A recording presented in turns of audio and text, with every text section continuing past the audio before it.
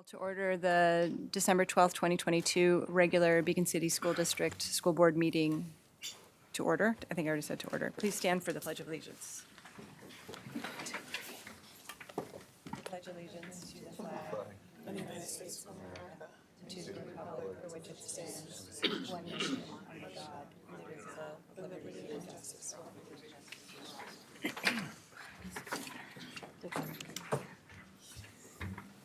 Roll call, please.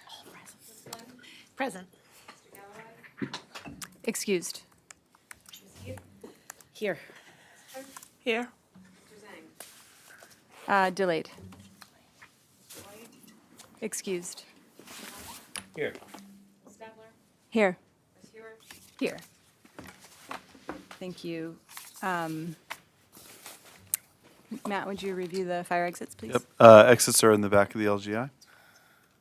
Please stand for a moment of silence for Barbara Penzetta, retired Secretary of the Board of Education from 1996.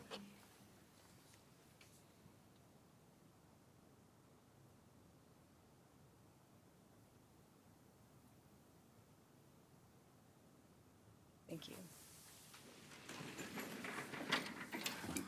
Can I have a motion to waive policy 2350, board meeting procedures? So moved.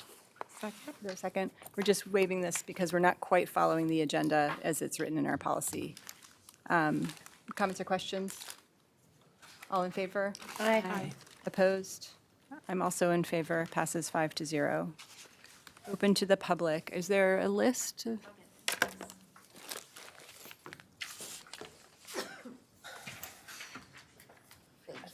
Give me time. Yes, please. Robert Ferrito?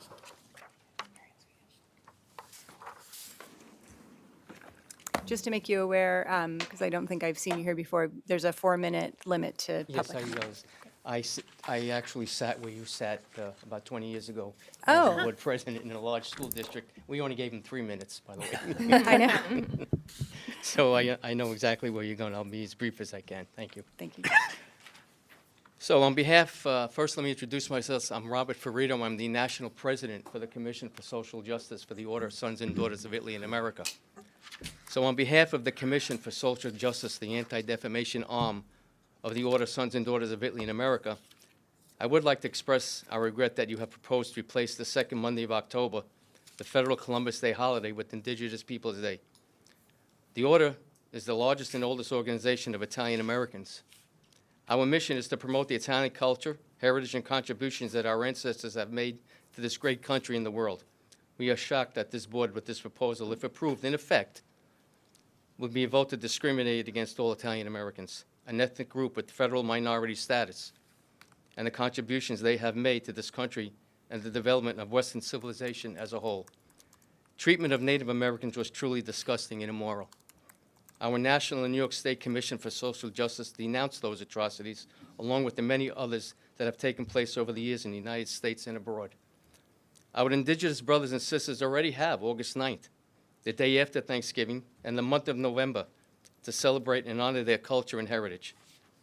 Italian Americans who have also suffered atrocities in America, starting with the infamous largest lynching that ever took place in America in 1891 in New Orleans, to our present day of negative stereotyping, have only one day, the second Monday of October. I am truly disheartened to hear that your school district is proposing to eliminate Columbus Day and replace it with Indigenous Day. As a place where education is being taught, I would suggest that you truly investigate the many sources that we have that show us a different history of the man Columbus. Columbus never owned a slave, unlike some Native American tribes who were the largest contributors to slavery during the Civil War. Columbus never raped a native, never enslaved natives. Truth be told, he had a great affection and respect for natives he encountered in the New World. And by the way, we all know Columbus really never set foot in America.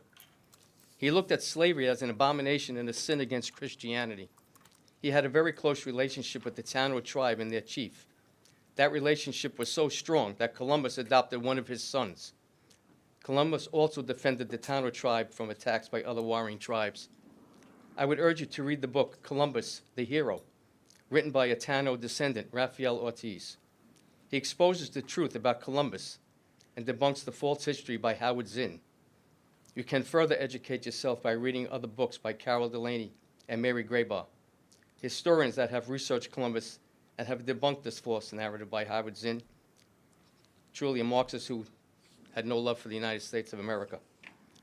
We are in full support of recognizing our indigenous brothers and sisters, but why must such recognition replace Columbus Day?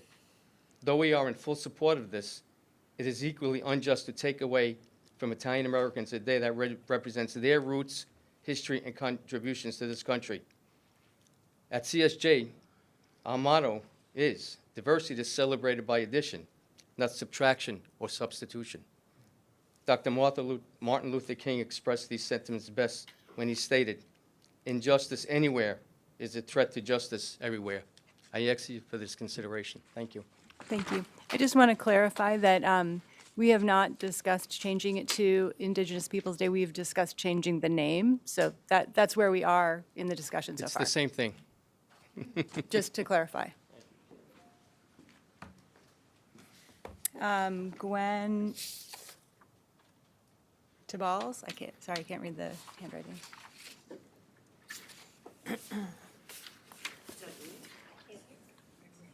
Gwen? Difficult to hear you, Beth. We can't hear.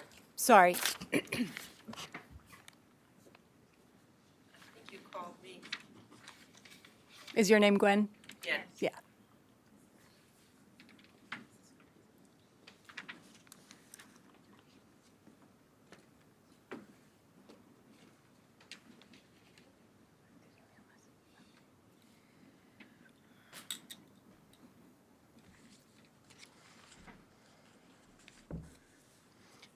My name is Gwen Tibbles. I'm a former teacher. Can you hear me? Yeah. And I'm chairperson of the Cultural Committee for the Joe DiMaggio Lodge Order Sons and Daughters of Italy in America. Although I am obviously of Italian ancestry, that isn't why I'm here tonight. I'm here as an American who feels very strongly that we should teach our children what is factually accurate, not what's trending politically. They learn in the classroom, but also they learn from the adults who direct their schools. And of course, that includes you. Soon you'll be making a decision with far-reaching import, possibly to remove Columbus Day from the school calendar. Shouldn't you take the time to be absolutely sure you'd be giving the students of Beacon a message of truth and not falsehoods? I am confident that if you were able to consult source documents and other credible resources, you would keep Columbus Day as is. If you really understood who he was, what he did, etc., you would gladly celebrate this day and teach your students the truth about his rightful legacy. I've prepared a brief bibliography for your convenience, if you want it. Much of it is taken from the back of the book that Mr. Ferrito just referenced. And now I'd like to give you a taste of what you can learn. First of all, what do you suppose was the first document of American history? I wasn't sure, but I have a book written by Mr. Commanger. It's called Documents of American History, and the very first one is the privileges and prerogatives granted to Christopher Columbus, and it's dated April 30th, 1492. This makes Columbus not just a personage of Italians' interest, but every single American's. The agreement between Christopher Columbus and the King and Queen was something that defined exactly what they could expect from each other regarding this trip that the monarchs were about to finance. And think about it. It's our country's first document. It's how we began. Until then, you see, no one would ever dare cross the ocean sea. It was too scary. All exploration prior to Columbus was along coastlines or it was island hopping. The ocean sea was never crossed. But he was driven by a divine prophecy. He absolutely believed that he should cross that ocean in search of riches, that the king and queen could use to free Jerusalem. And driven by that, and being a brilliant mariner, he succeeded. In fact, he brought the New World to the Old World, and that led to the development of our country. It has been said the European exploration of the Americas ranks as one of the most significant developments in history. Isn't that worth honoring? If you read enough about him, you'll find that also, in his absence, some indigenous people brutally slaughtered his crew. You'll also learn that many of the negative allegations against him were really acts committed by crew members against his orders. Okay, nobody's perfect. Are you? Columbus was not a racist or a slave trader. He didn't commit genocide. Gwen, sorry, that's 4 minutes. But Okay. if you'd like to share the bibliography with us, that's fine. What's that? If you'd like to share the bibliography with us, that's fine. Yes, I have that here, and I can just leave it right on the table for you. Perfect. Is that okay? Thank you so much. Thank you. David Totoli.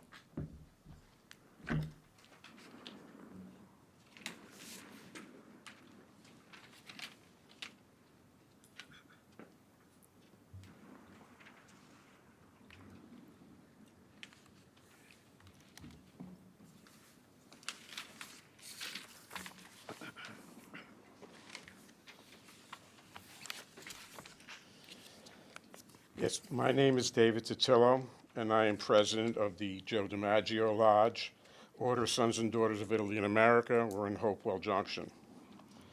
I just want to add a couple things that my colleague Robert Ferrito had talked about, and that was back in 1990, President Bush made a proclamation that November be considered Native American History Month.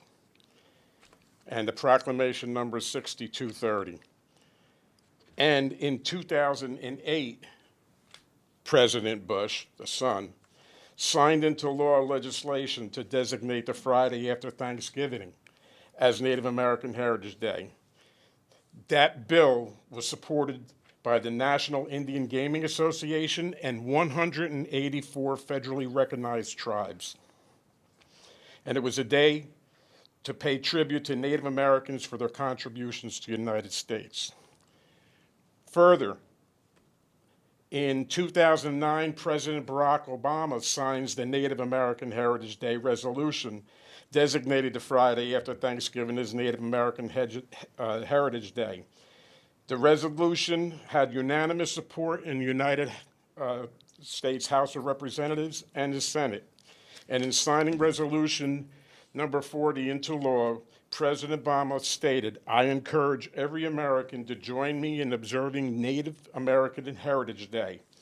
It is also important to all of us to understand the rich cultural traditions and history of indigenous peoples and their status today, and to appreciate the contributions that Americans have made and will continue to make to our nation." As far as Columbus, the following states have cities named Columbus: Arkansas, Georgia, Illinois, Indiana, Kansas, Kentucky, Minnesota, Mississippi, Texas, Wisconsin, North Carolina, and let's not forget Ohio, whose capital city is called Columbus. Are we going to change all of these as well? There's been many false narratives out there regarding Columbus, which have prompted a call for rewriting history. As far as history is concerned, there's good and bad. Slavery was bad, the Holocaust was bad. Should we erase them from our history books? Are we to change all of this? And where does it end? Many times over the years, the following has been paraphrased by many speakers. In 1905, philosopher and novelist George Santayana said, I quote, "Those who cannot remember the past are condemned to repeat it." I say leave Columbus Day alone. Thank you. Thank you. Joe Bofuto.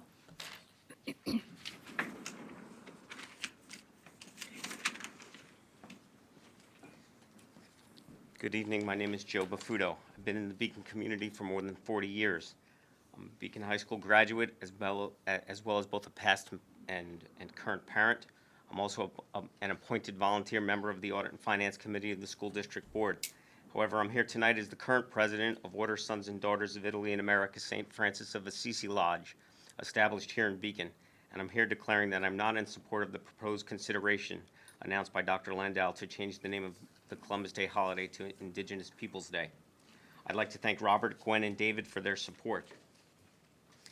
I'm extremely proud of my Italian descent and the origin of my surname, both which inspired me to become an engaged member of the OSDIA several years ago. And I've served as president for our local lodge here in Beacon the last 2 years. Our local lodge was founded in 1989, and we have strong ties to the area and to the Beacon City School District. We have members of our lodge spanning 3 generations of Beacon families, and we have actively participated in numerous local events over our existence, including Spirit of Beacon Day. Each year, we offer scholarships to at least one graduating BHS senior of Italian-American descent, and we encourage all district 5th graders to participate in an essay contest highlighting an influential Italian-American of their choice. We are grateful that the Beacon City School District has offered the opportunity in most recent years to BHS students to study Italian as a foreign language. However, we are insistent that the district maintains the calendar with the Columbus Day holiday. Indigenous peoples have August 9th, along with the Friday after Thanksgiving Day, as well as the month of November to celebrate and honor their culture and heritage. Columbus Day commemorates the arrival to our shores of more than 5 million Italians since 1880. Today, Italian Americans constitute the nation's 5th largest ethnic group in our country. Christopher Columbus represents not only the accomplishments and contributions of Italian Americans, but also the indelible spirit of risk, sacrifice, and self-reliance of a great Italian icon that helps to define the United States of America. I urge the school district board to not take the proposed action of renaming nor removing Columbus Day from the school calendar.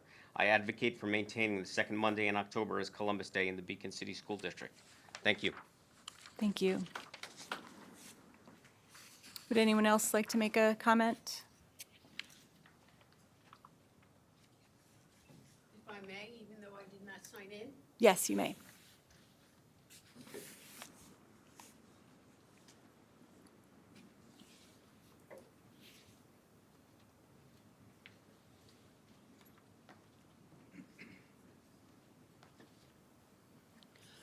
My name is Michelle Cangiano Ment, and I am the state president of the Order Sons and Daughters of Italy.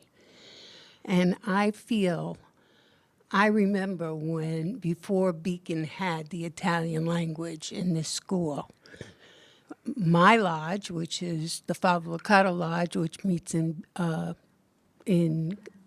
Carmel, was instrumental in forming the St. Francis of Assisi Lodge here in Beacon. I don't know if any of you remember Father Licata, but he was an advocate of all people. He never turned anyone away. And that's how we feel. We believe in diversity. We believe in helping our fellow man. And this is the one day, the Columbus Day, that we, as Italian Americans, feel that our culture and our heritage is recognized, because we have assimilated very well. Most of us, as you heard, Cangiano Ment, my children are Ments. So because of this assimilation, people tend to forget the hardships that the immigrants faced when they came to this country.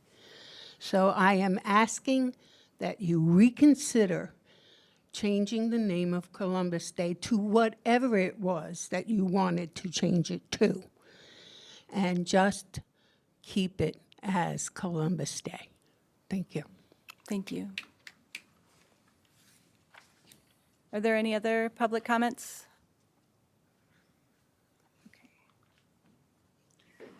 Okay, we're going to move on to our workshop. Tonight we're going to hear from Corey Dwyer, the principal of the high school. Welcome, Corey.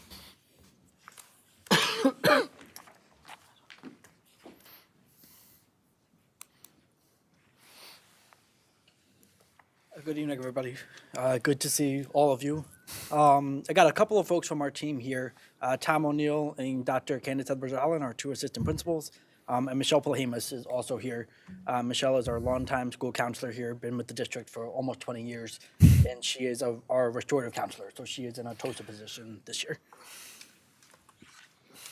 So I'm just going to run through a couple of different statistics and then give you sort of a whole bunch of information. Feel free to stop me at any point if you have any questions, and certainly we'll save some time at the end. This is just a profile of the high school. So this is our annual presentation to the board, and so this is just kind of an overview. We have 830 students as of last Friday. About 20% of our students are students with disabilities. We have 9 English language learners at the high school, and just about half of our students qualify for free or reduced lunch. I'm going to run through a couple of data points. Some of this will look familiar. Dr. Rudisendo O'Neill presented the Regent data a couple of meetings ago. I'll also share our AP data and then talk about what we are currently doing at the school academically, as well as some of our plans for moving into next year. So this is our 2021-22 Regents data. So each of these exams and the past percentages from last year, generally pretty strong. We see every year some of the upper level science and math classes tend to be the more challenging exams, but these are our past percentages from last year. Last year was the first year that students had taken the Regents exams in a few years, so we are proud of how they did. This does not include students who earned between a 50 and a 64 in the Regents and who passed the courses, so therefore qualified for the special appeals that the state put in place. So with those special appeals, students who earned a lower score in the Regents exam are still eligible to apply that Regents exam to whatever diploma type they're pursuing. So this is just strictly students who earned a 65 or above. We did have many dozen special appeals, so students who will still be able to graduate despite not earning a 65. And I know Dr. Rudisendo O'Neill loves when I send over stacks of paperwork for her to sign for those special appeals, but and that is in place through August of 2023. These are our advanced placement exam scores. We offer, I'll show in a couple of slides, all of the AP classes that we offer at the high school. These are the number of exams that our students took in each subject last year. You'll see that in some cases, so for example, drawing and statistics, our students effectively did like an independent study, so only one student took that. Our biggest AP courses are bio, English language, and US history. And you'll see for all of those exams, with the exception of English language, our students outperformed the students in the state and then the global average. In English language, we were just slightly under the global average. And a 3 or higher in the AP exam is generally considered passing. Students need at least a 3 in order for that AP credit to transfer to college. In some cases, it's 4 or 5, but 3 or higher is considered passing. So these are the courses that we offer this year, Advanced Placement and Dutchess Community College. We have a few new advanced placement courses that we're running this year for the first time, art history and music theory.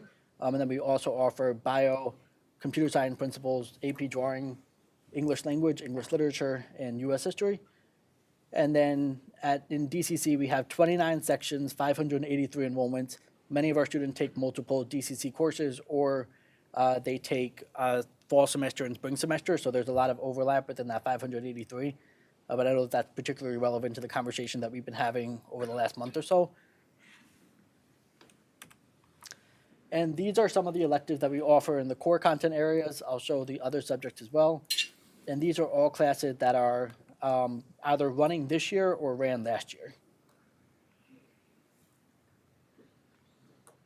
And then you'll see our art, media, music, and we're particularly excited about our business classes. We have a new business teacher, Ms. Hammett, this year, who's teaching a number of new business courses that are going really well. Our students really like those classes.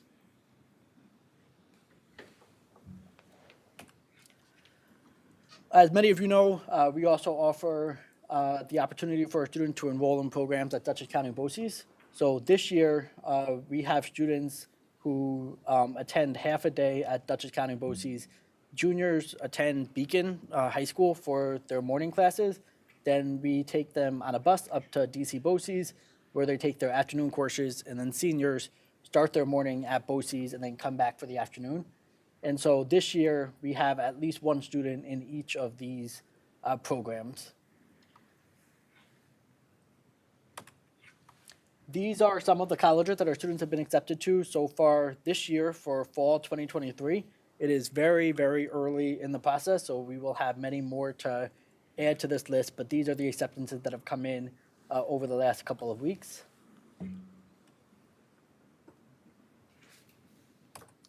And I want to just quickly share a few of our thoughts on what we're looking to do next year and beyond. And so we really sort of broke it down into three main academic priorities, and we tried to connect these as best we could to where the district's strategic planning process is, and also what the board has named as its goals. So the first is around increasing student and family engagement around academic opportunities. So every year, our guidance counselors go into the high school classrooms to meet with students and to share about course opportunities. We're going to be a little bit more intentional about what that looks like this year, and make sure that students are really kind of actively engaged in that process. And this is something I've talked about at length with a few of the student advisors. Presentation to student organizations, for example, the Honor Society. Another group is the Black Student Union. We are looking, one of our goals, and part of what makes it this DCC news so challenging is that will have an impact on the enrollment in our courses, but we are looking to push for more diversity in our advanced courses. I shared the demographics earlier. About 45% of our students are white. In our advanced courses, about 70% of our students are white. So we are trying to eliminate that disparity. We'll also be offering information sessions for students and families who are interested in both BOCES CTI and AP and DCC courses. And we'll be launching next year a workshop series for parents on how to support their students at home, not just in terms of academics, but one thing that we're hearing from students a lot is around mental health. And so how we can support parents in supporting their students at home, their mental health and well-being. Also increasing the academic supports offered to students. This is connected to some of the learning loss that we've seen from COVID over the past couple of years, but not exclusively because of that. And so we're in the process right now of evaluating the need for additional AIS, so intervention and lab courses offered within the school day. And then we're also, and this is something that I touched upon a couple of meetings ago, we'll be looking to establish a summer institute for students who are enrolled in our upper level courses, so AP and DCC courses, with a focus on the academic skills needed for success in college level courses. One of the things we hear from students a lot is the jump from 10th grade, where they're taking maybe English 10 honors and Global 2 honors, to 11th grade, where they might be taking AP US History, AP Language, DCC Pre-Calc, DCC Statistics, that is a really, really big jump for them. And so we're trying to think about how we could use the summer to help prepare them around some of those academic and study skills that they haven't yet fully needed to develop. A lot of our students will say, once they get into AP US History, that, oh, I haven't really needed to study before.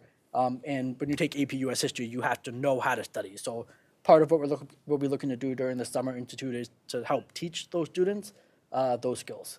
Corey, would that, because I know we've talked about making these advanced courses more accessible to any student, for any student to take. Would that be a way for a student to feel that they could take a class like that they were prepared?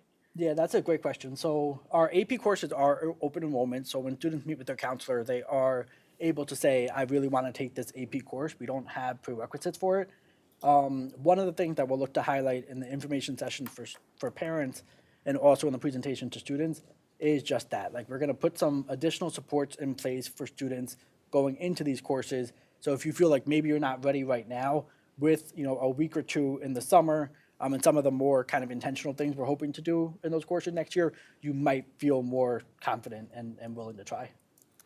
Generally, and this is something that in my meeting with the student advisors the other day that we talked about, generally students will meet the challenge if we raise the bar. And so we want to at least give as many students as possible the opportunity to meet that.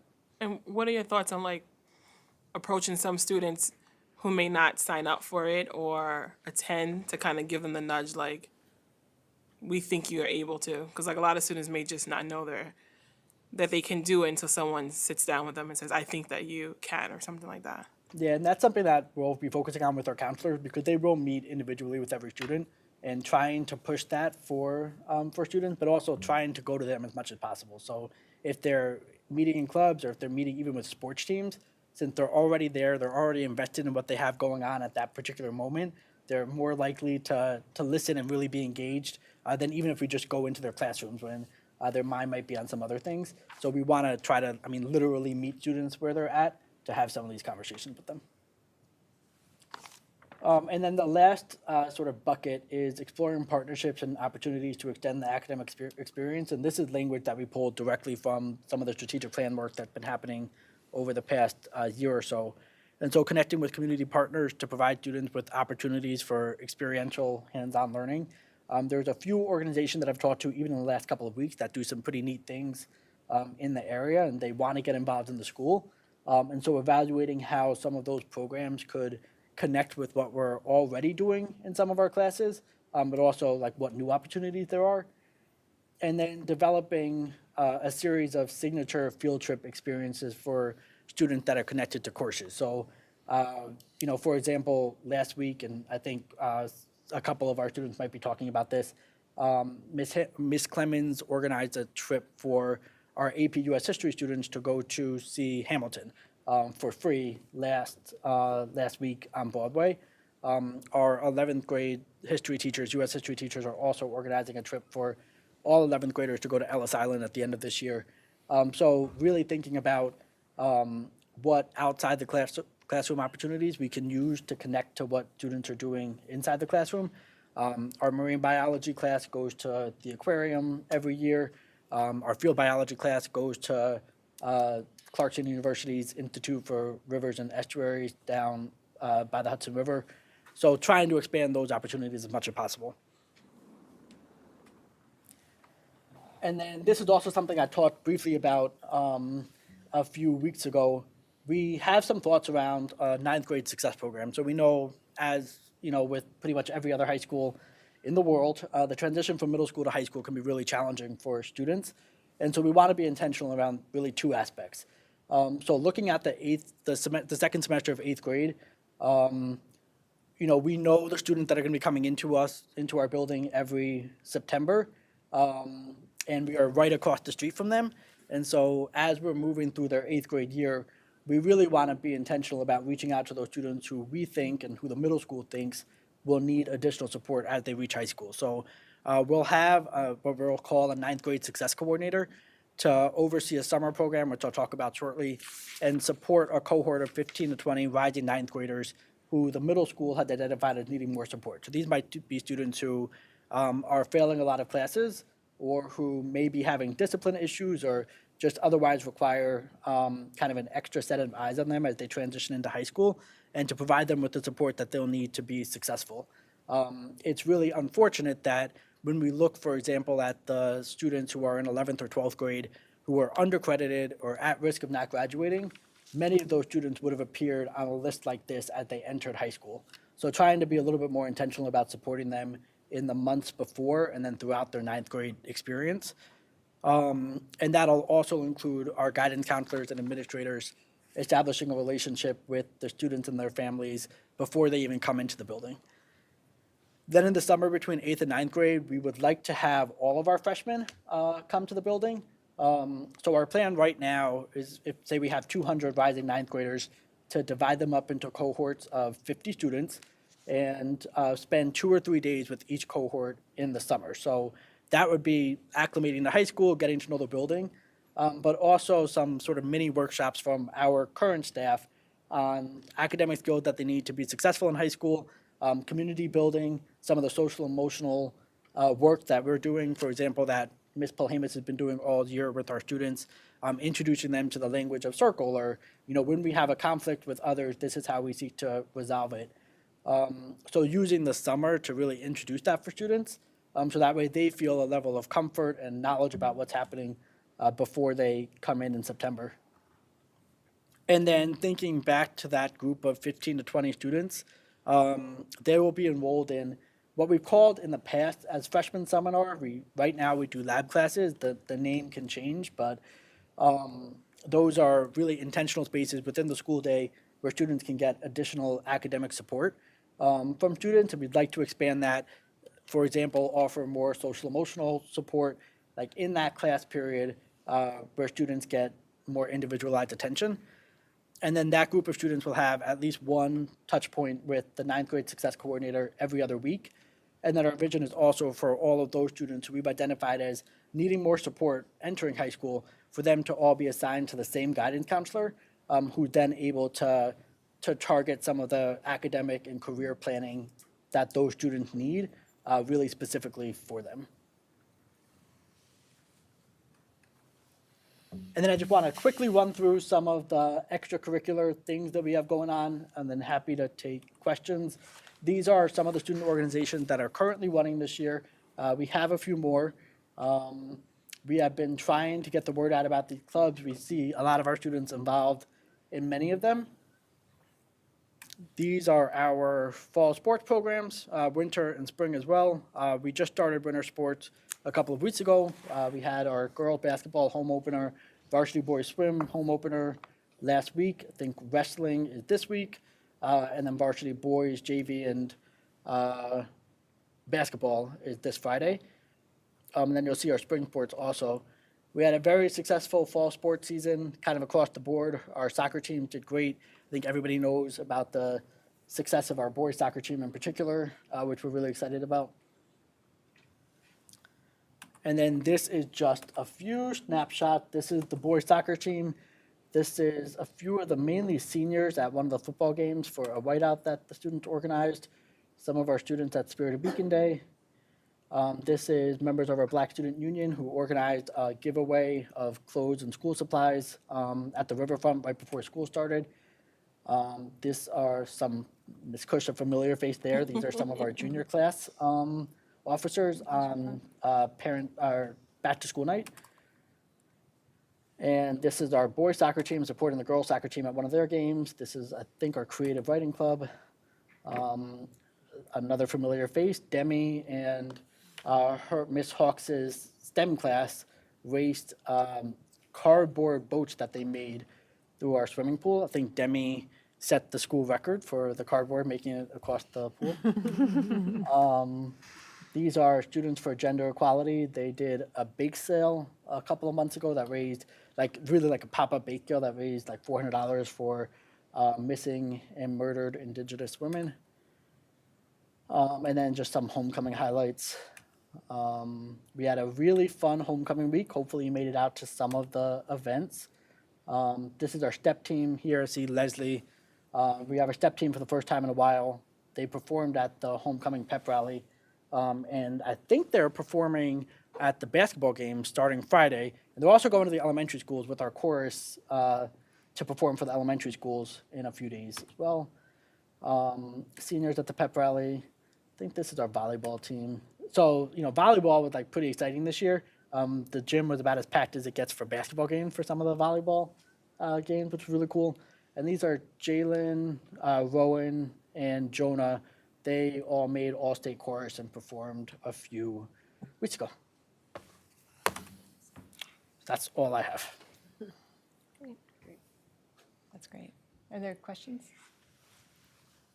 No, it was super thorough. I guess I have one question about, and I'm glad Ms. Bohemus is here tonight to talk about it.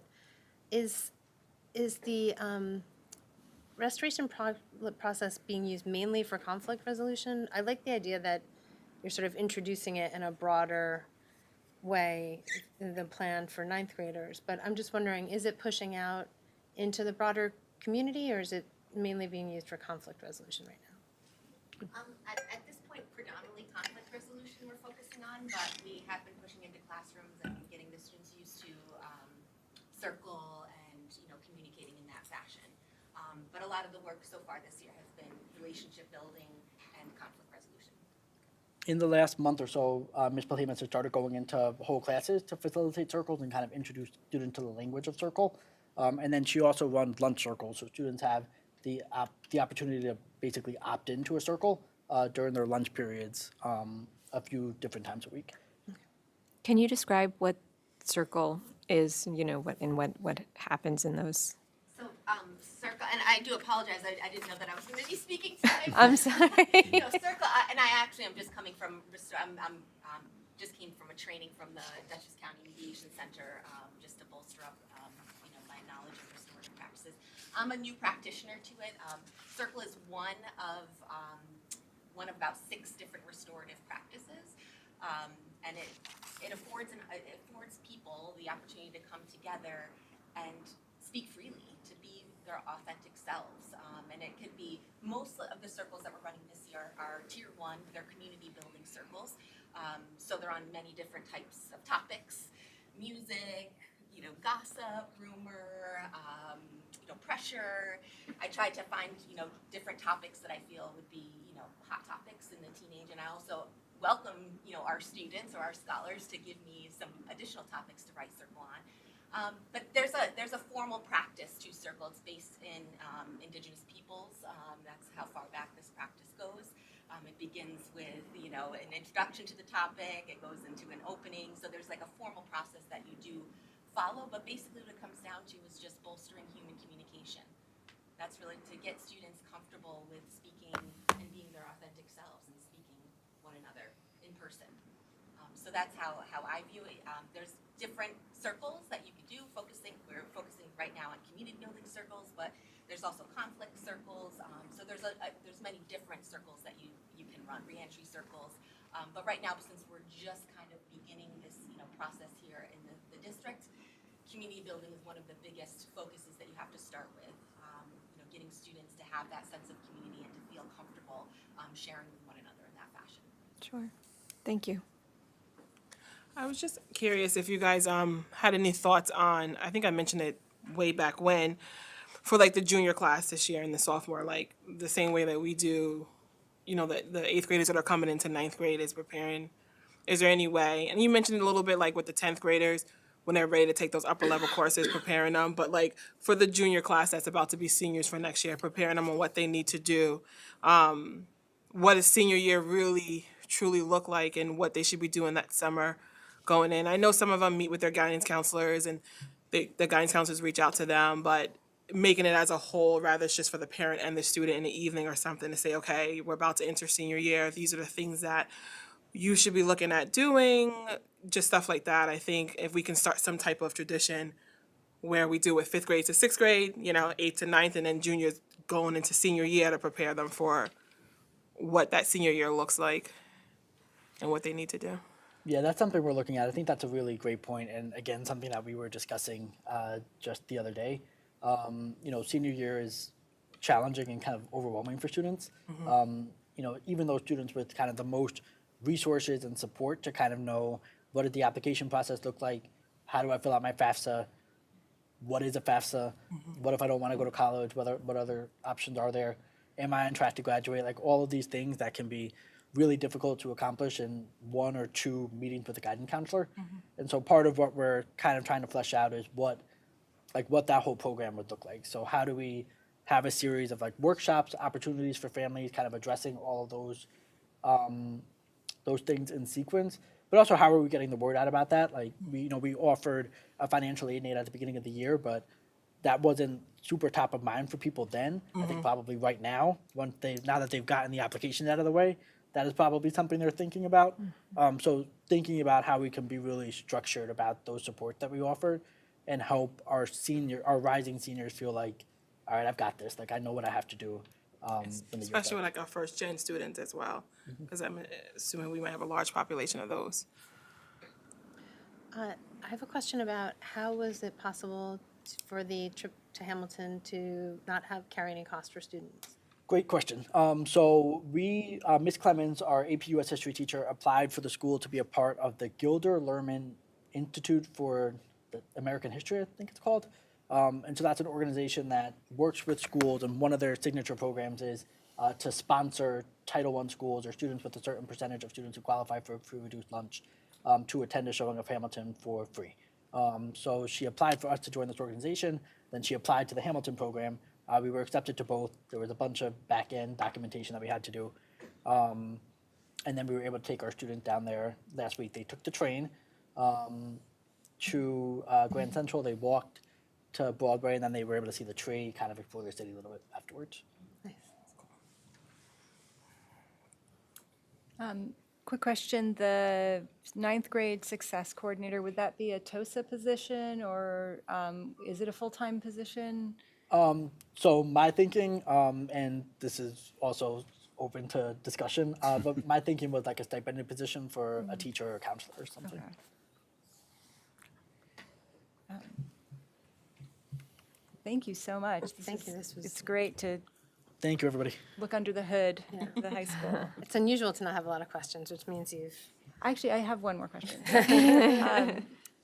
A long time ago, someone told me that there's sort of like a goal number for the number of students in the high school that are participating in an extracurricular, that sort of, I don't know, shows a healthy high school. Yeah. And I wonder if you know what our percentage is and if you have a goal that you'd like it to be.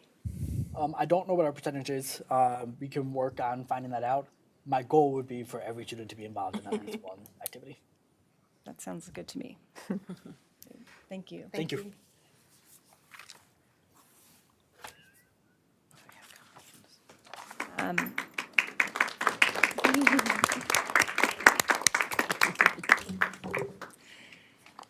Do we have any comments from our student school board advisors tonight? I'll let you guys. To add on to like the Hamilton trip, it was I was gonna bring it up, but it was a great trip. I think like it was a really good opportunity, and I think it's gonna like promote learning in the classroom if we have trips to look forward to, and like if we could expand on our trips, as Mr. Dwyer was saying, then like I think it'd be a great opportunity for like advanced classes or just any classes to like, I don't know, have fun. Yeah. Fun should definitely be part of it. Yeah, think. Like, let's- exactly. Yeah. We shouldn't be embarrassed for that to be part of our goal. No, not at all. I'll just Yes. add one more thing. So I just like to say my personal appreciation. We've talked about more of the academic involvements and more extracurriculars and different things like that. But the switch to the 9-period day, as well as, like Mr. Dwyer mentioned, the business electives. So those are more things that students can, they can really see what they're interested in, maybe what they're not interested in, what they can do with as they move forward. So I think introducing more specific classes just like that would be very beneficial. Totally agree.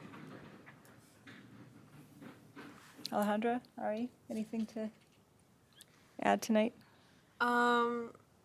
Just another thing about like the petition. We're still thinking about a petition. We know that DCC is thinking about going through with the payment for their DCC classes.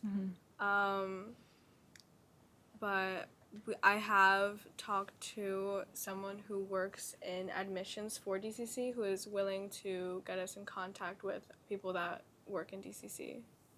Okay, great. Yeah, I wanted to have Matt actually give Dr. Lindahl, his update on DCC while you guys were still here, just so you're in the loop in case you don't stay for the rest of the meeting. So do you want to go ahead and do that now? Sure.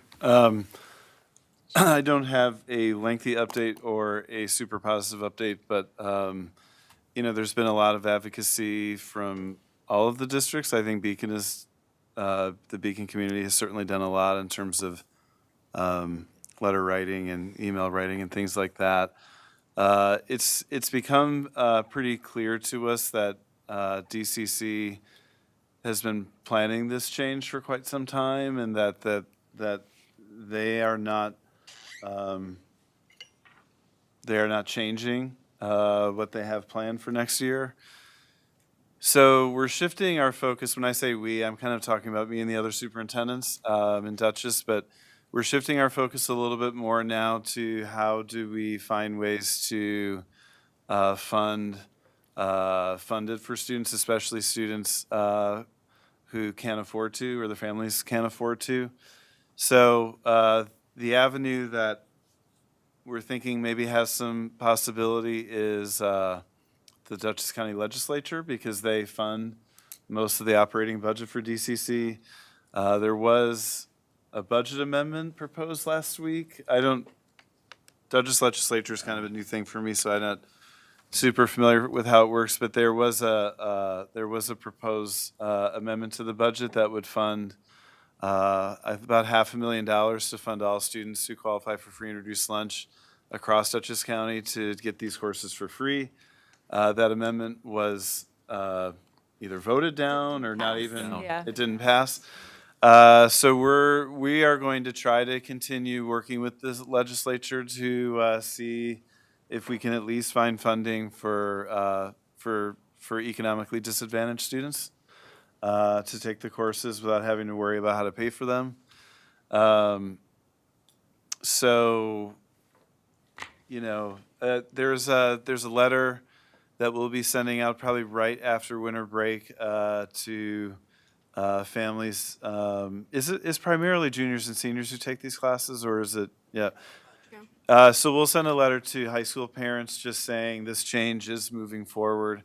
We're not in our letter, since we get to write it, we're not like, you know, endorsing the change, but we're just simply stating it is fact. One other wrinkle to this whole thing that I think is important, we don't have it 100% confirmed right now, but it appears that students will be able to take the classes and get high school credit for the classes, and they can choose not to pay for the college tuition, but they can still take the class. That's not a great solution, but at least we know there's students who take these classes that don't end up using the credit with wherever they go on to college, so that may help some of those students. But there's, you know, I don't have great results to share with you tonight. It does seem like the Dutchess County Legislature has some potential to possibly impact this. And again, our focus right now is on economically disadvantaged families and being able to pay for that. And again, just to repeat, kind of for anyone listening, you know, we've been told pretty uniformly across the county by legal counsel that school districts cannot just take over the paying of college credit for students, for any student. So that's where it's at. You know, we've been working really closely with the high school on this. We're really, I think we really want students to be signing up for the classes that they want to take. Next year, this timeline is tough because students really start signing up by February. And so it's like a month from now, really, when you take break out of it, that we're signing up for classes. And I think my goal, and I think this is probably a uniform goal, like we want students to sign up for the classes they want to take, and we're going to have then a few more months to figure out how to support them in these classes. The last thing we want is a student in February making a decision not to take one of these classes because they feel like they can't afford it. So we really want to be able to, you know, do that. So it's ongoing, but the DCC has made it clear that they are not changing. So when you send this messaging out after winter break, that will be a big part of the message, is that this is the new situation, but we still want you to make the choice based on. Yeah, I mean, there's some talk about us trying to send home a consistent letter. If the consistent letter amongst the districts doesn't achieve that, then I will write something else. But because I also want to say we're going to continue advocacy efforts on this for quite a while. I received some communication today. This is more just superintendent communication, that there's some hope for another conversation about this with the legislature in February. I don't know the background to that, but it's something we feel really passionately about. You know, some of you students who advise us, you know, you take multiple of these classes, and so if it's about $200 a class per semester, if someone takes 4 classes, that's an $800 bill that parents are going to get. And we just know there's students, and the list is not short, that aren't going to be able to pay that. And so that's the thing that is eating away at all of us. So we are going to figure something out, one way or the other, because I can't let this one go that a student may feel like they don't want to take it because of those reasons. From an advocacy standpoint, I understand the communication that would be coming home to families, which is actionable around making sure that the students continue to sign up. That has one driver. But I think from an advocacy standpoint, do we have data around how many of these classes kids have taken? We can project back, a 5-year period or whatever, but I think that the breakdown, while we are pushing for students who are free and reduced price lunch, which translates to at or below poverty, we also need to keep in mind that this is not insignificant for families who don't qualify for Sure. that. This is Right. something, so, I'm fine with Yeah. advocating in that direction, but we're talking about a time in which college is not affordable for a lot of people. So this was a gateway for many families here. And I think that if we could break down the costs into a table so we can show how this provided us accessibility over a set period of time and Right. what's being taken away. And I really think putting it in dollars and cents and really breaking it down to, free and reduced price lunch. Right. And then also just, every other, just overall cost, because it is a massive hit and it's not insignificant. And I think people would react to that number, and much more than anything we say we could. It just shows like they are Right. pushing costs down Right. onto families at a time when Right. that is not Well, tenable for a lot of people. this is my very rough math, that if all this money was, collectively added up, it's about $140,000. Which is what we put in the letter, What's yeah. that? And we put that in the letter. Right, so across the county, it's about, 10 times that, so it's about 1.5 million. Do we have a sense of how many of these courses were in fact accepted as college credit? Do we have any rough numbers around that? That's a little trickier to track, but Yeah, Should be able to come up with If we get a general figure around that, because that would be an offset in savings and creating a pathway of affordability. That's also a compelling. Because if you think about the schools that were on that list, majority of them are taking the classes that the students here are taking. If it's not from their majors in an open elective somewhere. And if you break it down to the average kid that leaves here that takes DCC credit, is it between 3 credits to 9 to 12? That's a whole semester that you save money on. Yeah. To potentially a whole semester you could start, say, grad school early, like whatever it is, like there's a way to break it down Or not have a loan and not have a loan. that will follow you There's a for a way. long time. right. One of the other things I worry about, I mentioned that it looks like, again, this is not like completely confirmed, but it looks like they'll allow students to take the classes but not pay for the credit. But one of my biggest worries there is a student takes the class, they can't afford to pay, but then they enroll in a college that would accept it. You know what I mean? That to me is like Yeah. That's the thing. really Yeah. horrible. And so I mean, I remember when Corey interviewed with us and he told us that he basically saved how much time off of college? Like how many credits weren't you? I mean, a year for Yeah. a lot of our students. Yeah. Yeah. That's massive. it is. Well, so there is a meeting, DCC, I think, has a meeting tomorrow night that I'm planning to attend, mostly to just say, it would be great if we could advocate together for this and move forward together. And from what I've found out, actually, this could be a county solution. It could also be a state-level solution where, that it was in the state budget that it was community college was paid for. And there are several states that do it that way. So I don't think we should give up. I also reached out to Jonathan Jacobson's office today and let them know where we are with things, and so they're aware of it as well. He's not on the education committee, but he said he would pass on any information. And I think, Meredith, that's a good point, because I think, this is sort of the obvious thing, but I think what's sort of coming out, although they're not outrightly saying it, is like this is a budgeting move for them because they are trying to make ends meet at the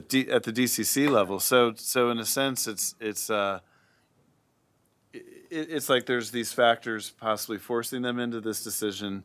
And so that, you know, like whether it's like a county thing or it's a state thing, it's a conversation that for sure needs to be had. And I think what we've discovered, there's 6 other community colleges that still do like the free tuition thing. So it's not that Dutchess is this one outlier. We've also learned that there's some SUNY institutions, whether they're community college or otherwise, that do allow for students who are free and reduced lunch to not pay. So all these things are possible. Like you know, it's kind of been framed that it's that the law states you can't do this. I'm not sure that's. I think the law just allows you to charge. We're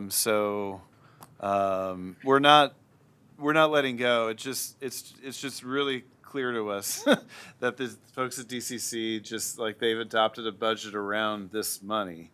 Yeah. And so they're just kind of moving forward. And so to me, it's sort of gone beyond DCC a little bit now. Do we know the funding mechanism for I mean, that would be interesting to find out the community colleges that do in fact allow students to take credits at the high school level at no cost. What is the funding mechanism for that? Are they being supported by their county legislator? Are they legislatures? Are they being supported by some other means? Because I think, I mean, given the timing of this and that we were just kind of thrown off a cliff about it with almost no planning as an option, it feels like either they're desperate or they're hoping that something else will step in and provide these monies to them since it's a compelling, you know, thing to cover. They just can't keep spotting it anymore. But maybe they're hoping. I mean, the original plan shared with us a couple of months ago was to start doing this in January. So we basically begged, like, because that just would have been incredibly disruptive. So, for lack of a better word, we kind of begged for them to extend it to the fall. They did. You know, Corey has said to me numerous times, if they could postpone this for a year, that would allow just a lot of planning. You know, we talked at the last board meeting about should we be looking at other options, you know, other dual enrollment things, and we could.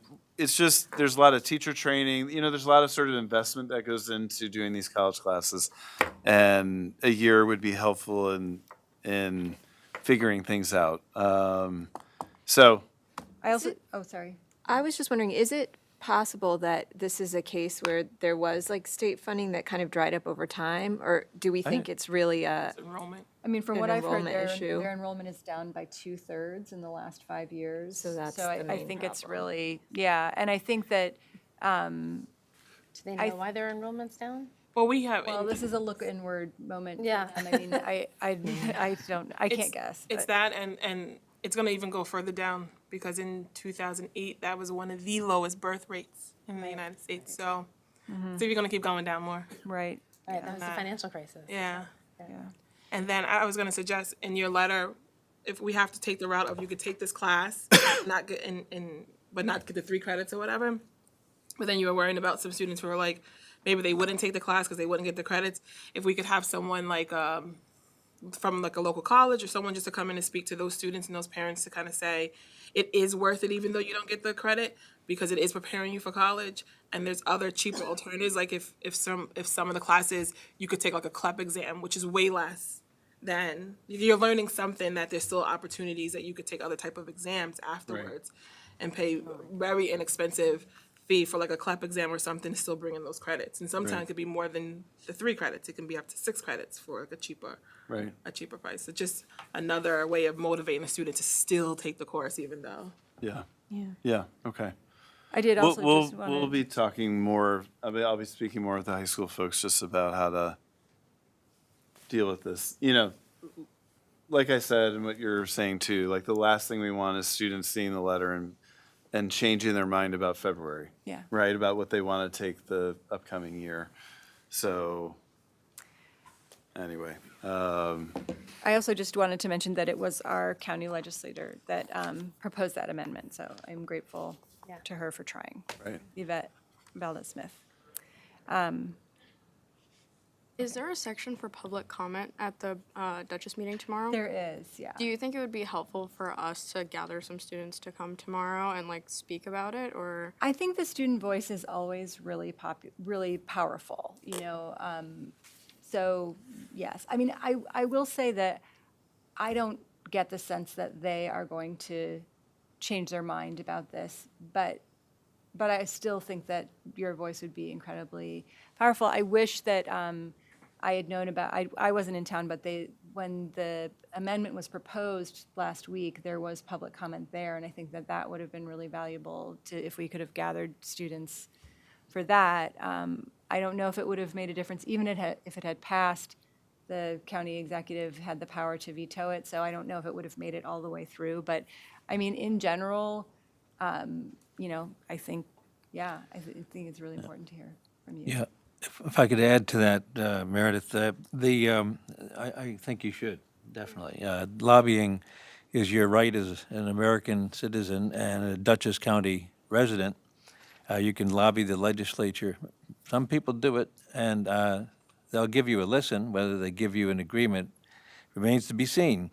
But the information I saw from an article in the Journal was that the county is boasting about reducing taxes, county taxes, and spending millions of dollars on the Dutchess Stadium as a county park.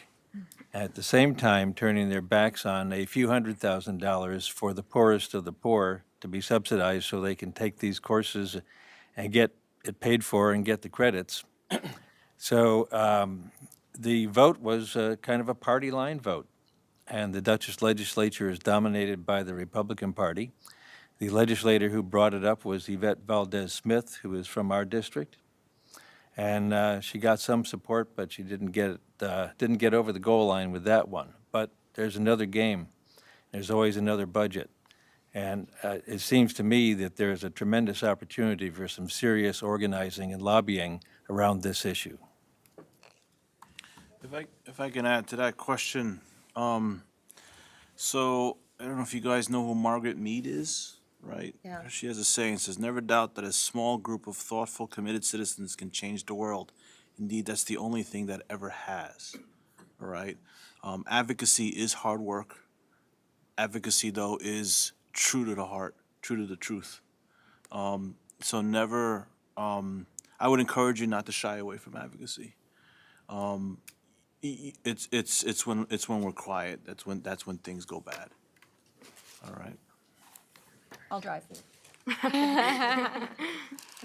So if you have my number, if you want to go, text me. We'll And if you speak and you videotape it and put it on TikTok and goes viral, Yeah. I mean, that's another. Don't forget that option. Yeah, don't forget us when you're famous. Have they stated exactly how much they are going to charge? 200 a credit. It's 200. That's It's $64 per credit. That's a 1/3. okay. And there was no wiggle room within that, because I got the sense when the BOCES guy was talking that there was uncertainty around that, but it seems pretty. I mean, he's in some conversations that I'm not. I have not gotten a sense of wiggle room. Orange County Community College, I want to say charges $38 per credit. 64, 1/3 is the highest you can charge, according to SUNY. That's my understanding of SUNY regulations. So they're charging the most they can for a high school dual enrollment student. So there are other counties. I said Orange because it's, a neighbor of ours, and they charge not quite half, but, and then in the agreement that the other part of this is we're going to have to do an MOA with that you're going to all have to vote on at some point. So we don't have it yet, or it hasn't gone through attorneys yet or anything, but, there's lines in there that says it can change every year and all that kind of stuff. So. Okay. So we say $200, it's $192 Close enough, right? right now? Right, So, right, okay. I think I did the math right in my head. Well done.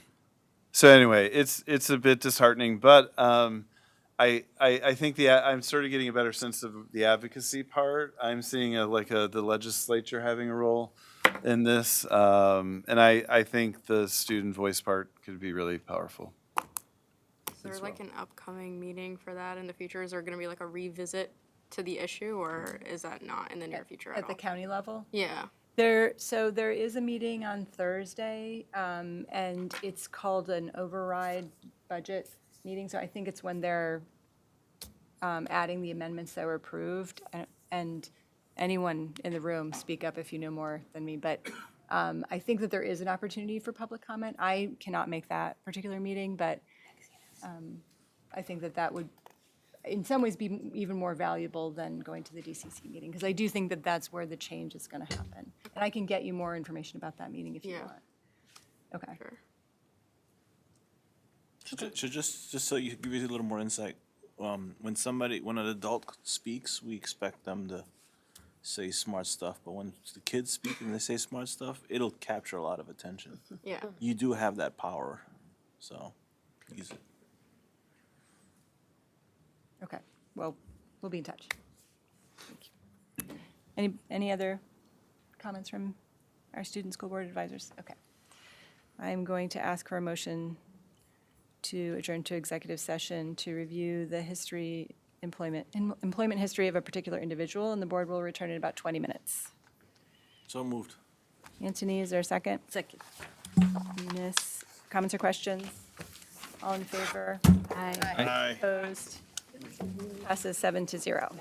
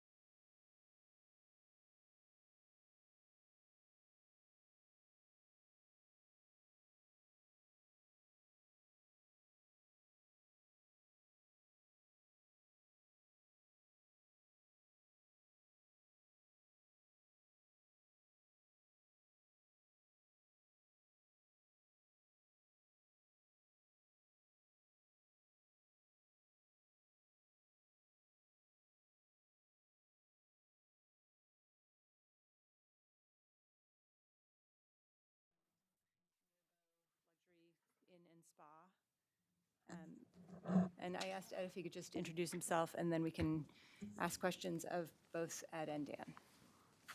Good evening. I'm Ed Kellogg. I'm a partner with Mirbeau Beacon Inn and Spa and Mirbeau Rhinebeck Inn and Spa. As you probably know, this is being developed on the former Howland estate, which was called Tyranda. It's 85 rooms. We're totally restoring the mansion. We're tearing down the 1978 hospital wing and dining wing, building 85 new guest rooms. There'll be a full restaurant, probably 110 seats. We'll have somewhere between 150 and 175 employees, which equates to 100 to 125 FTEs.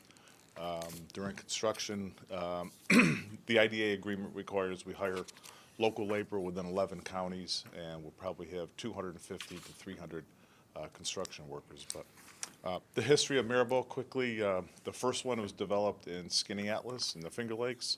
Then the second was in Plymouth, Mass. The third is a day spa at the Crossgates Mall in Albany.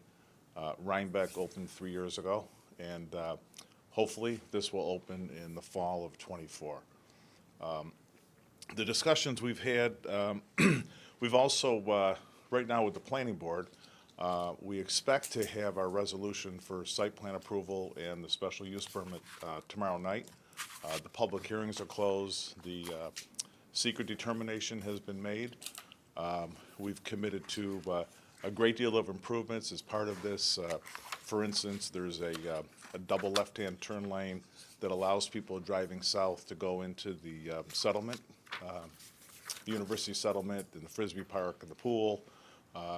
We're building a walking path down Grandview from 90 down to South Avenue. We're working with the Greenway Trail, and we'll be developing a section of the Greenway Trail on the east side of the creek, which will tie into what they're doing at the potential future bridge.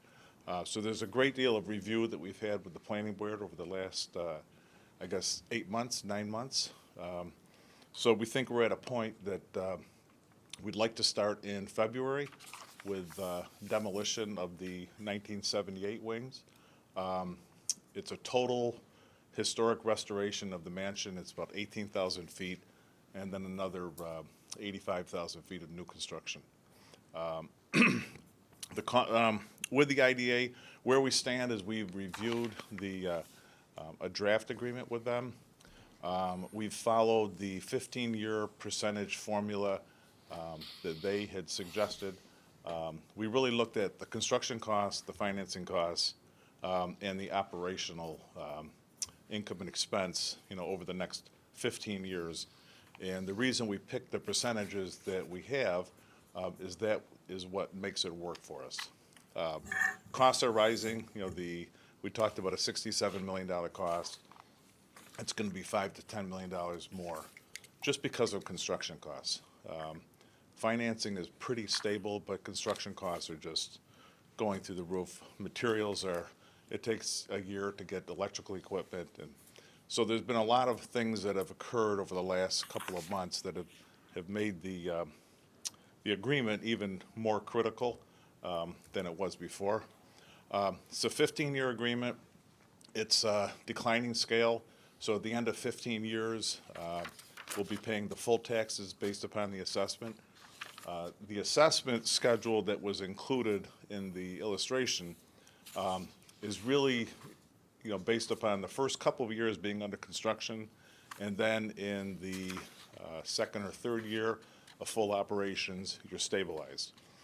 The assessment is not frozen. The county has nothing to do with that. It's totally up to the assessor. It can stay the same, it can go up and down, whatever she determines, that it should be. I think every year they're looking at every parcel of land in the entire municipality. But that's, so nothing is locked in.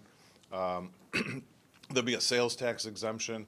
There'll be the benefits for the deferred taxes based upon the assessment and those percentages.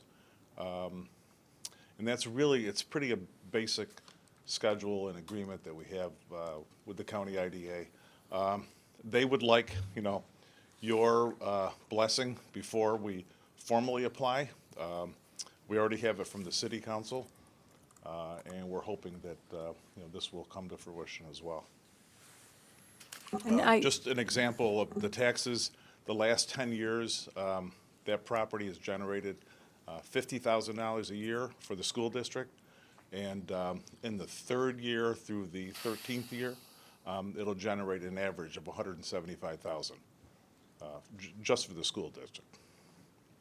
And I just wanted to mention to the board, I did hear back from the city tax assessor, who said actually that the $25 million assessment in the schedule that we received, she feels is accurate.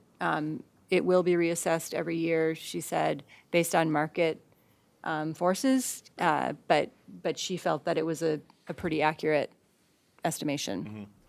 Yeah, and we've had just very preliminary discussions with her, but we kind of looked at Rhinebeck is 50 rooms. This is 85 rooms. So we kind of did it proportionally on what we thought this might be a reasonable assessment. And this is only for the initial phase, which is the resort. It's 65 acres. This will occupy probably about 15 acres, 20 acres.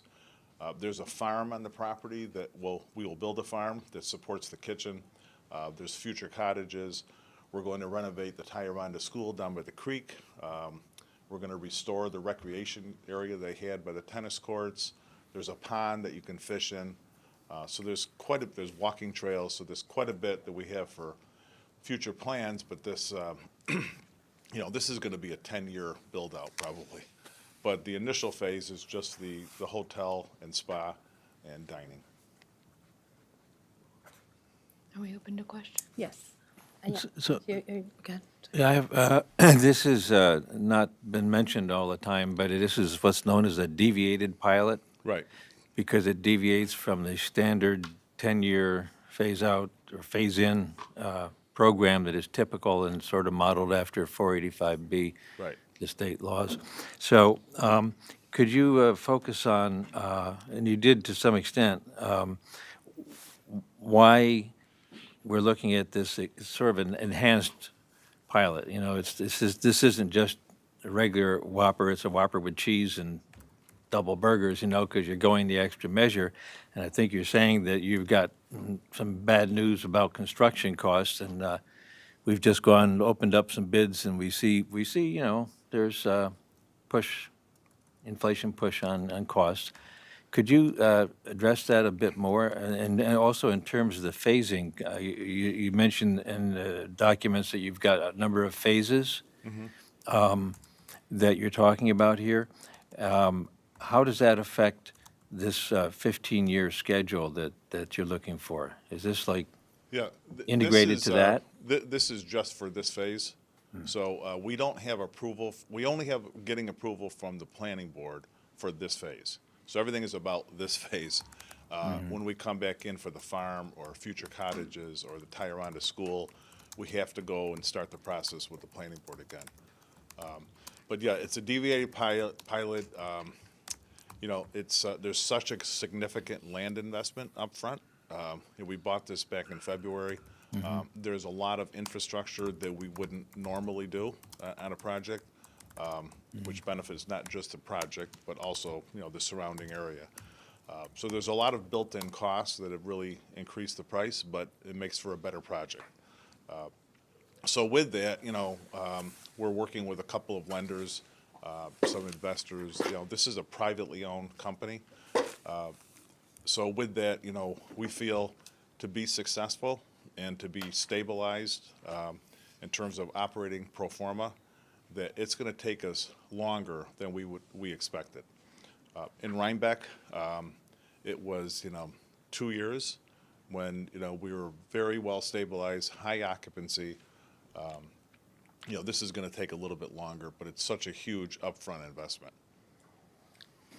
I watched the city council meeting the other night, and Chris White had said that your increase in price went from a $45 million proposed investment to now, because of additional costs, $54 million, but now you're saying $64 million. No, it was originally $67 million, including all of the interior. It's FF&E the furnitures, fixture, and equipment, you know, beds, towels, everything. You know, furniture in the dining room. The construction cost alone, you know, has gone from 45 to 54. Okay. You know, And plus then everything else. all in, yeah. then it's 60. You know, then that includes the land, it includes design costs, you know, that spread. Okay. But it's really the construction cost that's the most critical. And this is your first experience with a pilot? It's, yeah, it's my personal first experience, but our managing partner has been involved with several of them. Has Mirbeau had any pilots before? This is the first. Yep.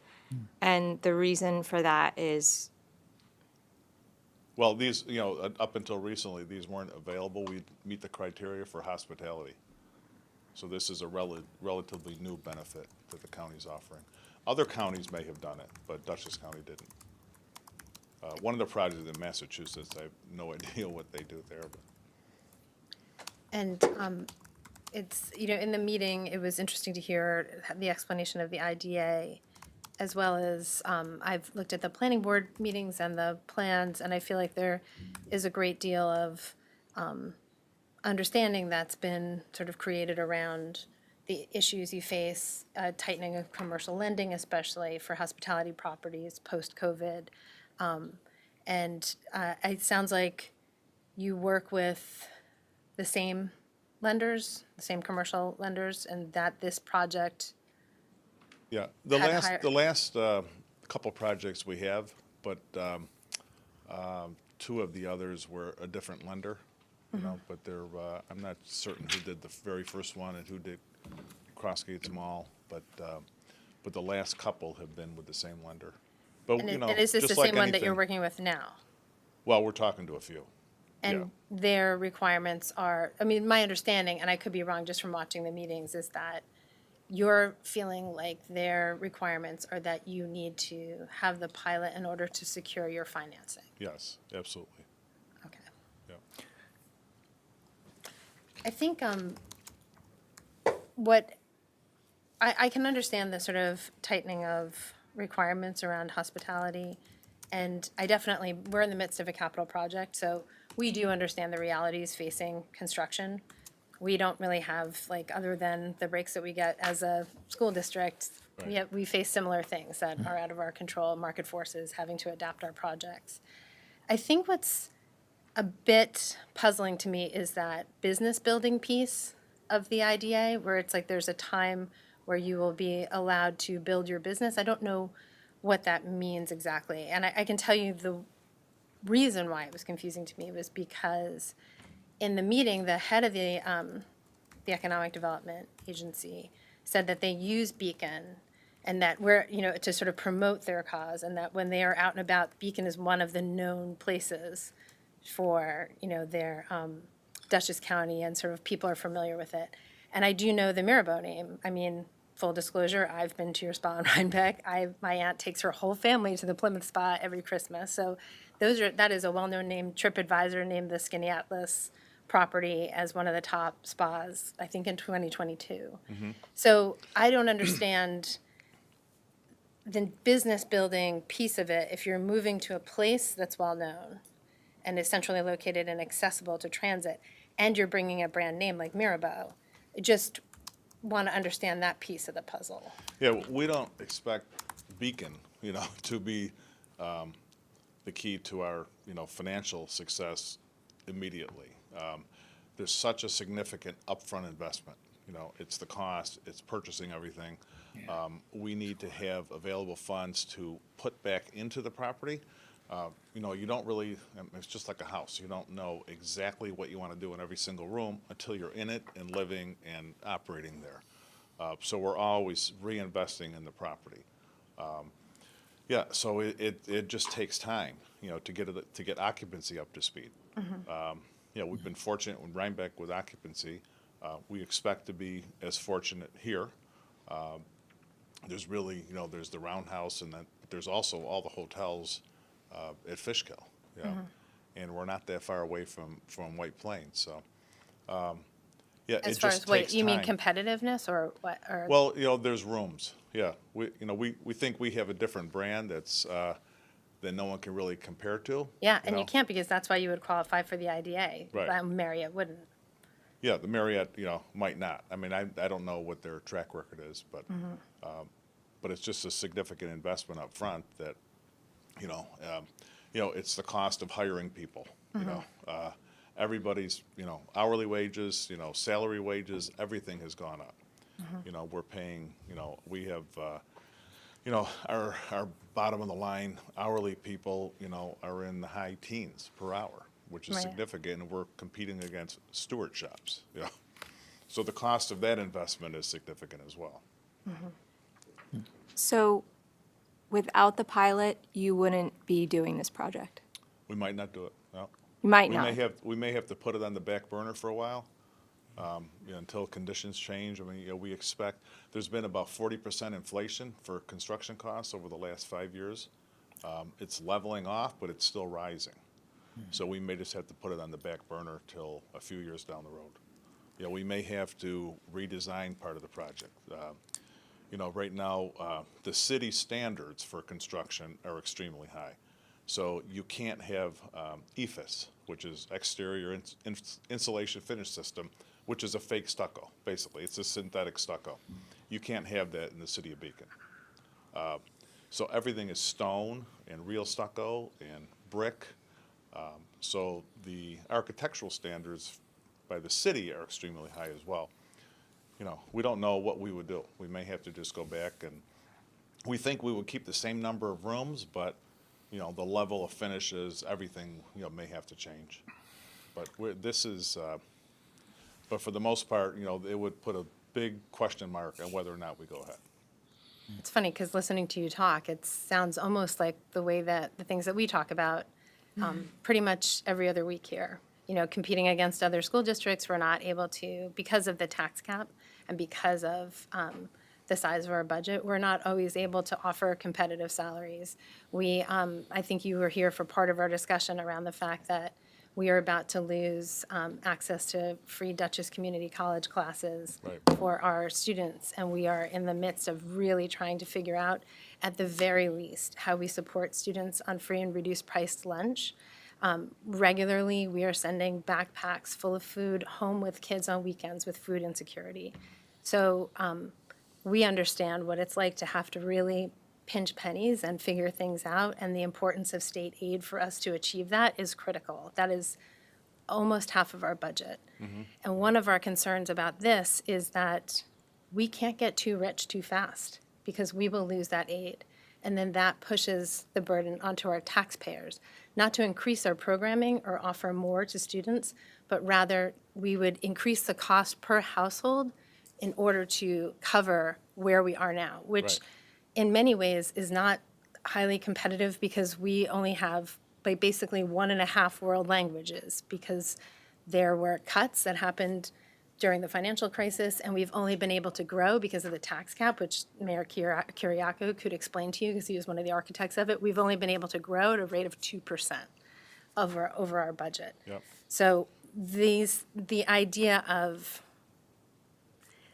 not having full tax rate is something that as fiduciary trustees, we have to take very seriously. Because for us, it's kind of some of the kids here, this is their only shot at a future. And we have to figure out how to meet their needs and how to give them the best shot we possibly can. Right. And so that's why I think it's a challenge to understand exactly how to support something like this without full information of the impact.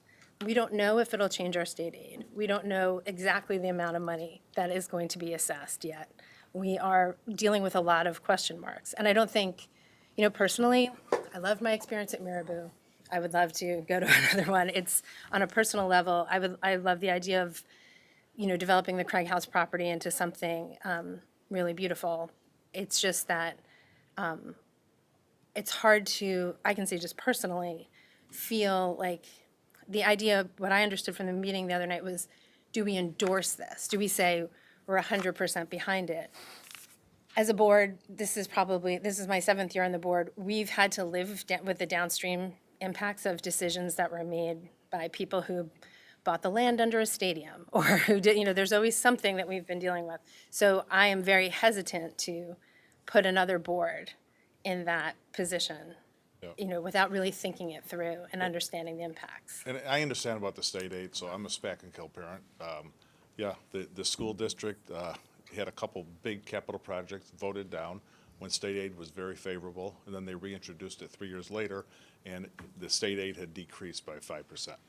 So, yeah, I don't know the impact on your state aid for this project, I do know that it's produced $50,000 a year for the past 10 or 12 years, and in the first full year of operation, it's going to produce $175,000. So it's, it's a significant net add to the school district with no offsetting expense. I think someone mentioned in the meeting about the impact on the levy. I don't know that the levy changes. I think the levy to the other non-homestead owners will go down. So those non-homestead, businesses and whatever it might be, will actually benefit from us, coming onto the tax rolls. When you do, but there is, and we might have Dan step in for Yep. this, or even Anne Marie. But I think the way that the pilots work with the levy is that, and I always get this slightly wrong, but the pilot is taken out of the levy. The pilot from the year before is taken out of levy, and the next year's added in. Or Dan, do you mind? It's not the pilot amount, it's the assessment. The assessment amount, yes.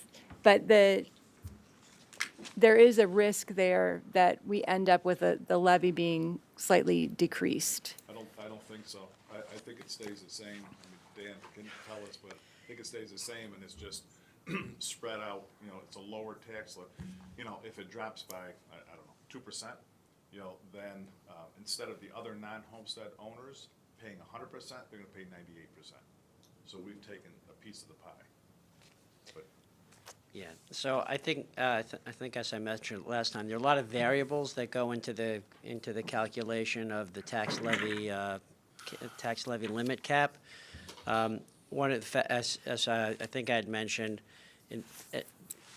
everything being equal, you'd have to add in the current year pilots that you're receiving, and then you'd subtract out the pilots that you would be receiving in the next fiscal year. So arguably, you're taking it, I mean, if you're receiving more pilots next year than you're currently receiving. Which is the way this is set up. That would be structured that way. The other thing to bear in mind is that typically with commercial projects that are taxable, there's a calculation called the tax-based growth factor, and you basically apply a multiple of what the quantity changes from the prior year or 2 prior years, the 2 prior years assessment roll, what it increased by in the immediate prior year assessment roll, and this number is given to you by the Commissioner of Taxation and Finance. Pilots are tax exempt, so they're not included in the quantity change factor that the Commissioner of Finance provides for each jurisdiction in the state. And on top of that, even though the property becomes fully taxable after the conclusion of the pilot agreement, you don't specifically add back the increase in assessed valuation to the tax base then. So it's like, and in 2015, I believe legislation was passed that authorized the commissioner, and this was like kind of a quandary with the tax cap when it was enacted in 2011. In 2015, legislature passed a law empowering the Commissioner of Taxation and Finance to actually come up with a way to address this commercial development on tax-exempt land. And the commissioner was given power to adopt rules and regulations. To this date, the commissioner has not. So you're still in this quandary where if it's taxable property, that would be a factor in perhaps looking at the tax base growth that would be then added or multiplied to the levy limit. You don't get that with a property that is improved pursuant to a pilot agreement. Could you just, I kind of understood that, but in, just in terms of how it affects us, if the tax base grows so we're talking about that this wouldn't be taxable because of the pilot, and that wouldn't be factored in. It would not be factored in. So let's say, for argument's sake, the additional $25 million, if it was, it would not, the $25 million of assessment that's now added to the aggregate assessed value, that would not be factored and would not count towards what's called the quantity factor change, or the quantity change factor, I should say. So that does not get, it doesn't get captured, and it's not something that you then, that the tax levy limit is, accounts for. Right, because our levy has increased every year due to the tax base growth factor, because there's been so much Because there's been building taxable, in right, there's been a Beacon. growth there's been an increase in assessment, in taxable assessments. So the but- two properties so there's two pilots that are commercial that would be theoretically, when they are taxable, would be taxed be able to pay at a 40% rate as opposed to the residential rate. And those properties, though, would not be included in our tax-based growth factor and therefore would not positively impact the levy. Is that what I'm hearing? Yes, it would not grow the levy, whereby if the taxable assessments that were due to increased improvements would ordinarily affect the growth, and it would positively affect your levy limit. Which means, just translates to, would positively affect our budget. Yes. And so this would increase, theoretically, it would be more money that's coming in currently from the Craig House property, but it would not significantly increase our levy, which is what we're allowed to go out and tax and take in for our operating budget. It would not change the amount that, the increase in the assessed valuation due to the improvements would not positively affect your levy limit. Until 15 years. No, even Never, after 15 never. years, it's sort of a conundrum, a quandary, which, again, the legislature tried to address in 2015 by giving the Commissioner of Taxation and Finance the authority to sort of account for the growth of an increase in assessed valuation that was tax exempt. In other words, commercially developed tax exempt land, which would be any property that is benefited by the IDA's involvement and having a pilot agreement. But currently, there is no rules or regulations that have been adopted. And so with But the even the other pilots they're taxable. They're just taxed at a lower rate. Not a lower rate, a lower percentage of the rate. So what happens in year 16, Dan? In year 16, after the end of the pilot term, what The are the property changes would be that happen? 100% taxable. It would be, and it'd be considered a taxable assessment. Yeah. But the increase in the assessment from year one, let's say before the pilot, let's say for argument's sake, $25 million, that would not be factored in the district's tax base growth factor. The tax base growth factor, which is our levy. part of the formula. Which is part of the Right. formula for calculating the tax levy limit from Right. year to year. So we But would that- still be kind of caught in that. We'd And is still be that going entirely 2% from where we, like. Right. We're sort of, so. You would start Yes. lower, right? So- Right. In essence, and you wouldn't catch up. And so there was always this question, should you be allowed to catch up because this would otherwise be taxable property? And Right. certainly there's an increase in taxable assessed valuation, ultimately, not until 15 years. But there is no current way of adjusting the Closing that tax gap. base growth factor for that purpose. Okay. Well, that's just the tax base growth factor, but in terms of cash, what's happening with cash. The money that comes in, whether it comes in through the front door or the side door through a pilot, it's still cash that's coming in, right? Yes, it is. But if it weren't, if there was no pilot for this, then that would effectively increase our allowable. Oh, so if there's no pilot and you develop the property without the pilot, then we would basically be able to increase the levy based on the improvements. At some point, again, there's a catch-up period, because it's I think it's February 15th.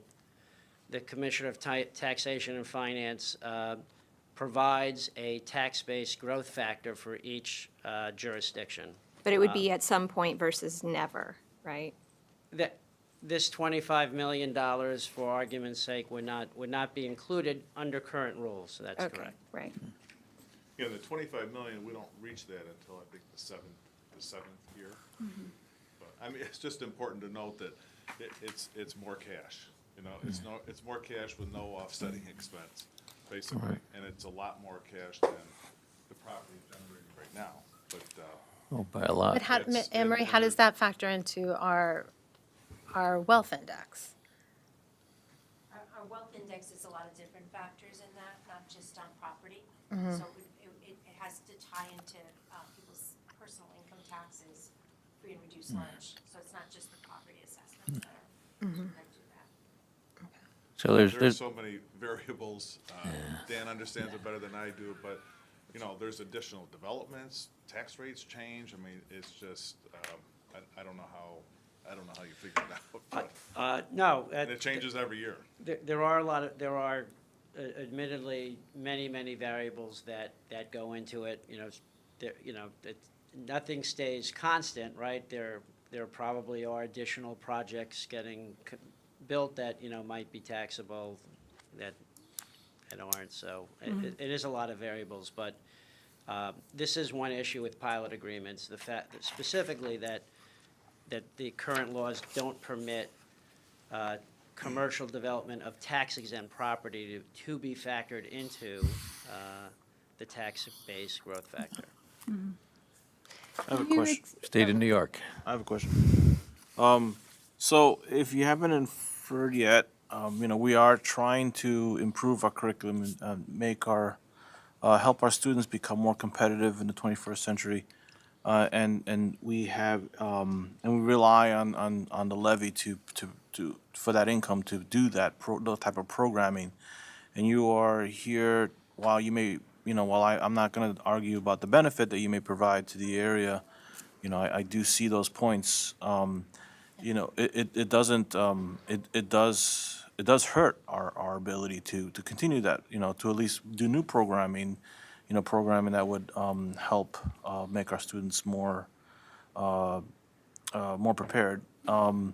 Would you consider some sort of either a side agreement or something where you would help us directly? I think we're paying such a significant amount in taxes that we don't enter into side agreements with municipalities.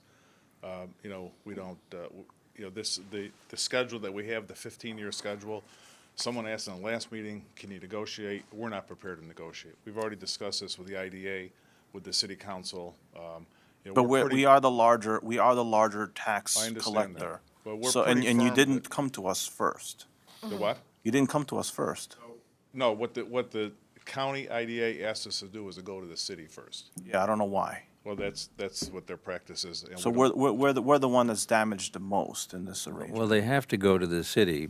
They have to, yes. No matter what, but they don't have to come here unless it was a deviated pilot. Yes. They do have to come here because No. the woman from the IDA, well, No, we don't. Not the deviated, you don't. No, it's just so if there isn't the this CIO, agreement. the if there CFO isn't the other night approval by said the that there would be, that they take this endorsement from the taxable entities quite seriously. So They I do. guess not have to, there wasn't a gun to somebody's head, but it's good practice. I think that if we step back a second, I don't like the phrase side agreement. I think that what we could talk about is corporate citizenship. The DIA was one of the pilots that came through. That's, a nonprofit, obviously. But they have contributed significantly to the life of our students. They offer programming that they really benefit from. I think that as I've really studied up on everything and tried to watch every meeting and read every piece of paper that's come across about this project. And it feels like we're being given a big ask, and we've gone to school on, your challenges. And it would be really wonderful as a corporation joining the community if you had an understanding of ours. Yeah, I'm a Dutchess County resident for 40 years, so I So you know understand. Beacon. I understand the community. I understand, crew teams. We employ high school kids in all of our locations. We donate to several organizations in all of our locations, charitable organizations, school events, Sinterklaas in Rhinebeck. So we are giving back all the time. So there might not be a formal agreement for citizenship, but we're good citizens. I mean, we live here. That's just part of, who we are. It's a family company. There's myself and 4 other partners. They're all family. So it's very important to us. Okay. No, Well, and what with- we're with- facing is, we've been able to introduce programming to address learning loss and a very significant mental health crisis that's facing students with federal money that sunsets when does it sunset? 2 years, Anne Marie? Some this year, some next year. And it does feel like when you are in this position, what you learn about is how everything rolls downhill and hits schools. And especially schools with the Title I population. You are solving society's problems. You are closing massive gaps. And due respect, like Spack and Kill is not the same type of district. Rhinebeck, know. not the same type Yeah. of district. So, we have a crew team because we have an athletic director that partnered with Arlington or Spack and Kill. That happened within the past 2 years. So as a taxpayer, we helped you. Right? We did, yeah. Yeah, I believe we pay for it. I don't think that yeah, we pay our it's not by the grace of others. It's just that we had to find a clever way to provide our students with something other schools just get. I understand. I mean, I heard the challenge, from Dr. Landell earlier about the AP courses and, Yeah. So when I'm get it. saying, when I'm And asking and about that's why- corporate citizenship, I'm just saying, learning the community that you're coming into and understanding that the Beacon boom that has occurred, that is about development and Main Street and all of these things like nice restaurants and all this stuff, there is a chunk of that that doesn't touch our students, and that we are the district is 10 years behind that, and largely because of lack of funding and instability, that volunteers get together every other week and try to find a way forward. So But that's what. Doesn't the additional tax revenue from all of those Main Street condos and apartments add to the bottom line of the school district and the city? And they're not sending kids to school either. So it is additional tax revenue. It's just, cash is cash. There's no other way to We can't look grow at it. beyond 2%. The what? We can't grow beyond 2%. And I don't know how to figure it out, but I guess you have to figure out if the additional tax revenue from this 20-year-old vacant property produces more income to the school district that offsets, the adjustments in the tax levy. I guess that's the exercise, I don't know the answer, but I guess that's the exercise is, what does that mean? So Anne Marie, let me ask you this question. So like, let's say, for example, we collect, I'm gonna make up a number, $10 million in taxes, right? And then the Merrill property raises in value, but we're only collecting 2%, so we could only collect, other factors equal, 10,200,000, right? We're stuck with that. We can't raise more than 10,200,000 regardless of how much the Marlboro property is valued, right? Yeah, but our assessed valuation goes. I asked, Oh, I'm sorry.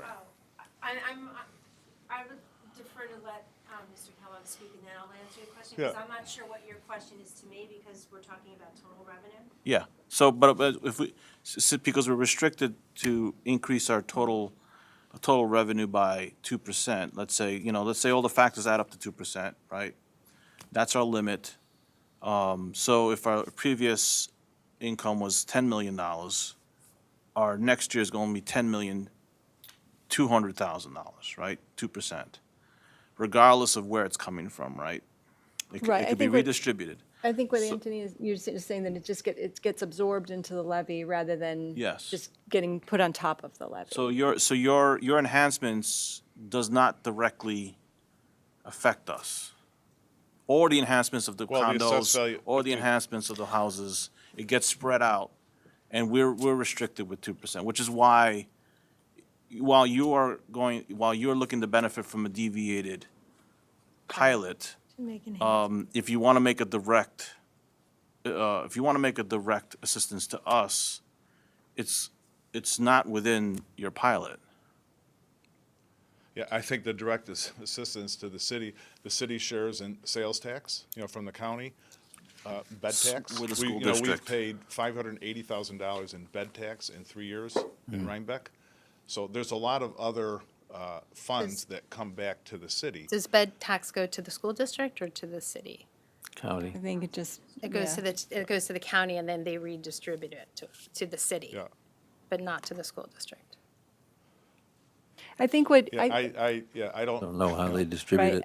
I think what we're trying to figure out, and this is our role here, is what the financial impact will be on us. And I understand what you're saying, and I think, I think it's important for us to weigh that if you weren't developing it, that it could go, to someone else who would take it off the tax rolls completely. I think that that's something we need to consider. But I also, I think that, the fact that there is this extra cash coming in from, outside of our levy for the next 15 years. And I think what I've been trying to figure out, and I've done all sorts of scribbling, is because the levy is impacted by it, right? And we are not getting the benefit of the tax-based growth factor, which has been very significant for us in the last few years, based on all of the development that has happened in Beacon. That's very real for us. Yeah, it's allowed us to do more. So there's also some loss there. And so we're just trying to figure out where we land. I mean, it is not our role to decide whether or not this satisfies the requirements of a pilot. When I first heard it, I thought, I always thought that pilots were, to draw businesses to economically depressed areas. Beacon is not that anymore. This isn't, I guess you don't need to do that. But that's not why we're here. We're just trying to figure out, where do we land in 15 years? Where is our levy? And is it worthwhile? Listen to me here, I will not be on the board in 15 years. I don't want board members who are sitting here to say, why did someone make that decision? And it is a really hard decision. I've asked to speak to our financial advisors. I've talked to the tax assessor. I talked to Sarah Lee from the DCIDA. I've asked Anne Marie to make me several charts. It's not a straightforward thing for us because our budget is so complicated with 50% state aid. It's not, I don't think it works quite the way the city just does. So we're not really making the decision based on the same issues. Yeah, it's not the same criteria. Yeah. No. And I think that's also, and this isn't on you, but we've been, we're busy. This has been a really challenging time because we have this issue that directly is impacting students. And as you heard, our 4 student representatives are talking about taking time out of their night tomorrow night to go ask and advocate so that they can continue to access Dutchess County Community College classes to offset the cost of college for them as individuals. So we are taking this on and taking it very seriously and looking at everything you're bringing forward. It's just, we are a group of volunteers and it is super complicated and we're trying our best. I think that what's tricky also is that I can tell you the way I found out about it is I ran into the mayor at the store. And he said, keep an eye out for something about a pilot coming your way for Mirabeau. That's literally the first time I heard about it. And then a couple of days later, Meredith called me because a letter came through, and I was like, oh, the mayor said something to me in the natural market about this. That is, as the larger taxing body, and it is, and it's not like, it's not ego, it's not insult, it's not anything, it's just like, there's got to be a better way to find out about this stuff, and there's got to be a better way to read us in so that, this is, like, what time is it now? Like, we still have an agenda to get through, and we're at 9:35, and we're not talking about this because we're not struggling. Like, we're struggling. We want to figure out the best way forward. And so that's what, and I get that you're saying, well, I'm giving you this cash right here, right now, and it's very clear to you, and I understand why. Like, I work in business. I totally get, I work in financial services, so I know the tightening of commercial money and what's going on right now, especially around hospitality. And I understand, what makes, someone more appealing as, and I know that you're biting off a bigger project here and you're doing adaptive reuse. And so and that there are historical requirements that are on that building. So you do Yes. have a lot of hurdles that you have to clear. And, where you sit is where you stand, and you're seeing everything in front of you in this massive project. We just sit in a different spot. And so we are looking at different things sometimes. Yes, sir. I mean, I hope you don't take anything I say that I'm trying to disrespect you. I'm not. It is a struggle. And answering that, you pay enough taxes is really not, it's, with all due respect, sounds like you're not in touch with what our struggle is. Well, I'm totally in touch. I didn't say that we pay enough taxes. I said that this is going to be additional revenue to the city with no offsetting expense. And by the Right. way, But at you're the end talking of- to the school At the end district. of 15 year, well. Same thing for I don't us. know the politics of Beacon. Well, no, but- it is but two it's different also all the entities. same taxpayers, right? But we have state aid, which is So- factoring in the taxpayer, the people who are not valued because they are not taxpayers, they're just poor. But and also at the end of 15 years, it just jumps up and it just keeps on going up. I mean, the assessed valuations, they never go down, Right. I have a Well- couple of practical questions. Oh, yeah. One from the PowerPoint that was shown at the city council meeting. It said that it does not create a budget deficit that is paid for by the public. So this is where I don't understand it is pulled out of the levy. And so I guess that's it. That's just the same number of taxpayers are paying their taxes. The pool is not changed, the levy is separate. Is that, the pilot is completely separate. Is that in the end? You're talking about what that by receiving the increase in payments in lieu of taxes, that money is subtracted out of the levy. Mhm. That's correct. Okay, so there's not really an impact to taxpayers. Well, right, it's distributed over all the taxpayers, and, depending on the complex calculation, it will, affect Right. the tax rates. It could go down, it may stay the same, there's a whole Right, everyone series is of affected variables differently, that yeah. impact it. But yes, just looking at it, all things being constant, if you are getting an increase in the amount of payment in lieu of taxes over what you had in the prior year, that reduces the amount of the levy, whatever the levy amount is, and it will benefit all of the other taxpayers. from that perspective. From what perspective? From the perspective that if you're only making, I heard the current amount is 50,000, it would go up to 175. I think the current amount is 100,000. What? I'm pretty That's sure Total, that's total. the total. Oh, so just you're saying what the Just the district total. is receiving? So, right, just the school district portion. Gotcha. So, if, it's not gonna be 50 next year, you're getting actually 175, although it's actually not even 50, because the 50 is currently taxable, right? What you're currently getting is not a pilot, you're getting $50,000. From the assessed Regular. value of from the the Craig's assessed house, value of because that it's the property pilot times hasn't the occurred. tax rate, added into the whole levy. So you will be getting $175,000 of contractual payments that you would otherwise not get. Right. So that amount is subtracted, but it's only subtracted out of whatever the total, when you figure out what the budget is, and so. So did we lose 50,000 from the levy then, once once the pilot moves forward? The 3 million comes off of the assessment, but the levy gets redistributed amongst all the other taxpayers. And the 175,000 is the average of the 10 years going forward once we open. So it'll start out, I'm just picking a number. I can compute it, but it'll start out much lower, but, in the end, it might be closer to 300,000. So it's $175,000 average over that 10-year increment, because I just did a look back 10 years and a look forward 10 years. So you've, Were you being conservative when you provided that number? Yeah, we just, It's what a- we we saw the shared with you was schedule. an illustration of what we expected this would grow. And, in the initial few years, you're looking at construction cost in place. I mean, that's how the assessors look at it. And then it takes a few years to stabilize. Could it be less than that? Could it be less The than? 25 million. Yeah.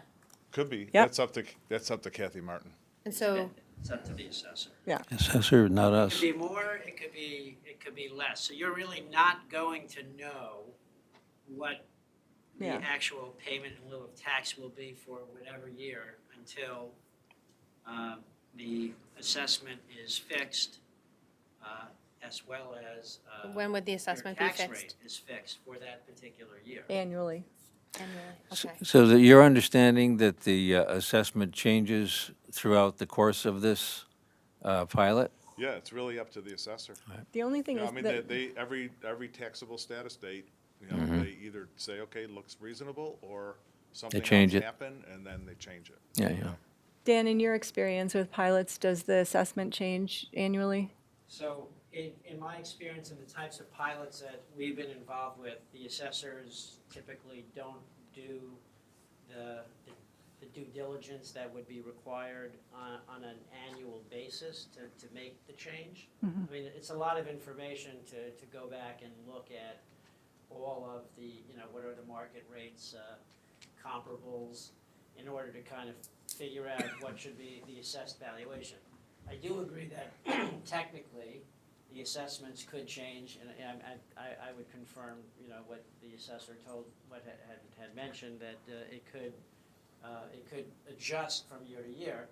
It's also possible that it won't adjust from year to year.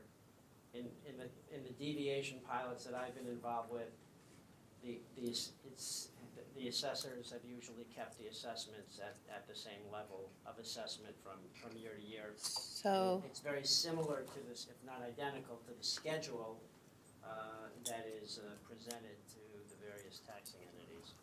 So they kind of defer to that as the agreed upon amount? That's just my experience, although Right. technically, it could be, technically, again, it's an assessment-based pilot, it's not a fixed pilot, in which case, if it was a fixed, and there are some pilot agreement, deviation pilots that they fix the amount, so that's it, regardless over the schedule. This is an assessment-based pilot, so the only thing that we know with any certainty from year to year is that it's the declining exemption amount. The abatement amount. That we know, because that's fixed, over the 15-year term. And that's spelled out in the agreement. You're not going to the bill that is not going to go out until we know what the actual final assessed valuation of the parcel is and the tax rate. By the way, do we know if the assessment practice that would apply here is comparable market values, or can it be an income-based approach? Do we know how that would? It's both. So they look at the income and expense and some vacancy factors and occupancy, and then they also compare it to other like-kind properties. If they do the due diligence and don't just defer Right. to the schedule. Yeah, I mean, I think they would. So have to go through if you were to do really well with this project, then there's a potential upside that your assessment could go up because you're making tons of money. Yeah, I mean, the market changes, that would- occupancy wouldn't rates that- and occupancy rates in the entire county have gone up, everywhere. So is that So- something, though, that they would be looking at? I mean, that would require a lot of transparency. I mean, it almost seems like should be built into the IDA if there is that business building piece of it, that's the understanding that this is allowing you to, achieve a certain level of revenue in order to, be successful. But I'm sure at some point you have that target, and if you hit that target sooner and are up and running and profitable, then can that be built into the IDA where it's? No, it's assessment based. It's really the assessor she will do her own calculation, and then she'll share it with us. Okay. And we, But then we talk Dan about is it. saying if Patrick Log, the case studies he's worked with, they generally defer to the schedule, so we should assume this would be the amount. Yeah, that's real. It's her judgment call. It's Right. just, it's really up to her. I mean, I just can't dictate if she's going to agree. No, that it's exactly. 24, 26, or 22, or or 30. I mean, we just don't know.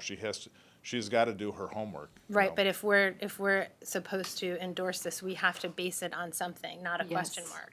So Yes. that's why if we have anything to operate from, it has to be something that's concrete other than, like it's not vibes, right? So like Yeah, I we're know, trying to like. but I think it's got to be based upon, it's going to be a drastically increased assessment. Right now, it's at $3 million. And it's generating $100,000 total, There's going to be jobs, there's going to be mortgage tax. There's all kinds of benefits. There's going to be jobs for construction workers, for high school kids, for everybody. And these are well-paying jobs. I mean, we have, some people that are at $125,000, $130,000 as part of our management staff.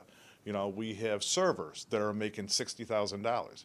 So these aren't low-paying jobs. I mean, they're significant. All of our employees come within 30 minutes of the site.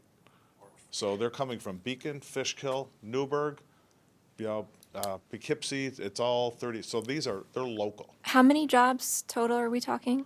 So it's going to be 125 full-time equivalents, which is roughly 150 to 175 total employees. Is that so including? in Rhinebeck, I have 130 employees, probably 75 are full-time.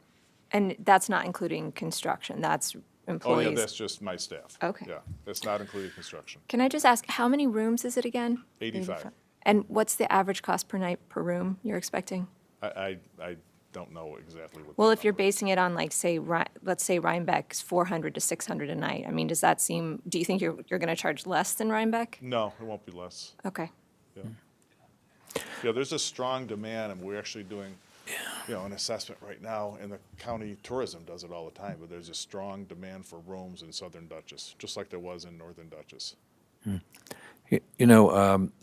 As the years have gone by since Craig House stopped being a business and was owned by people who pretty much let it lay fallow and continues to do so.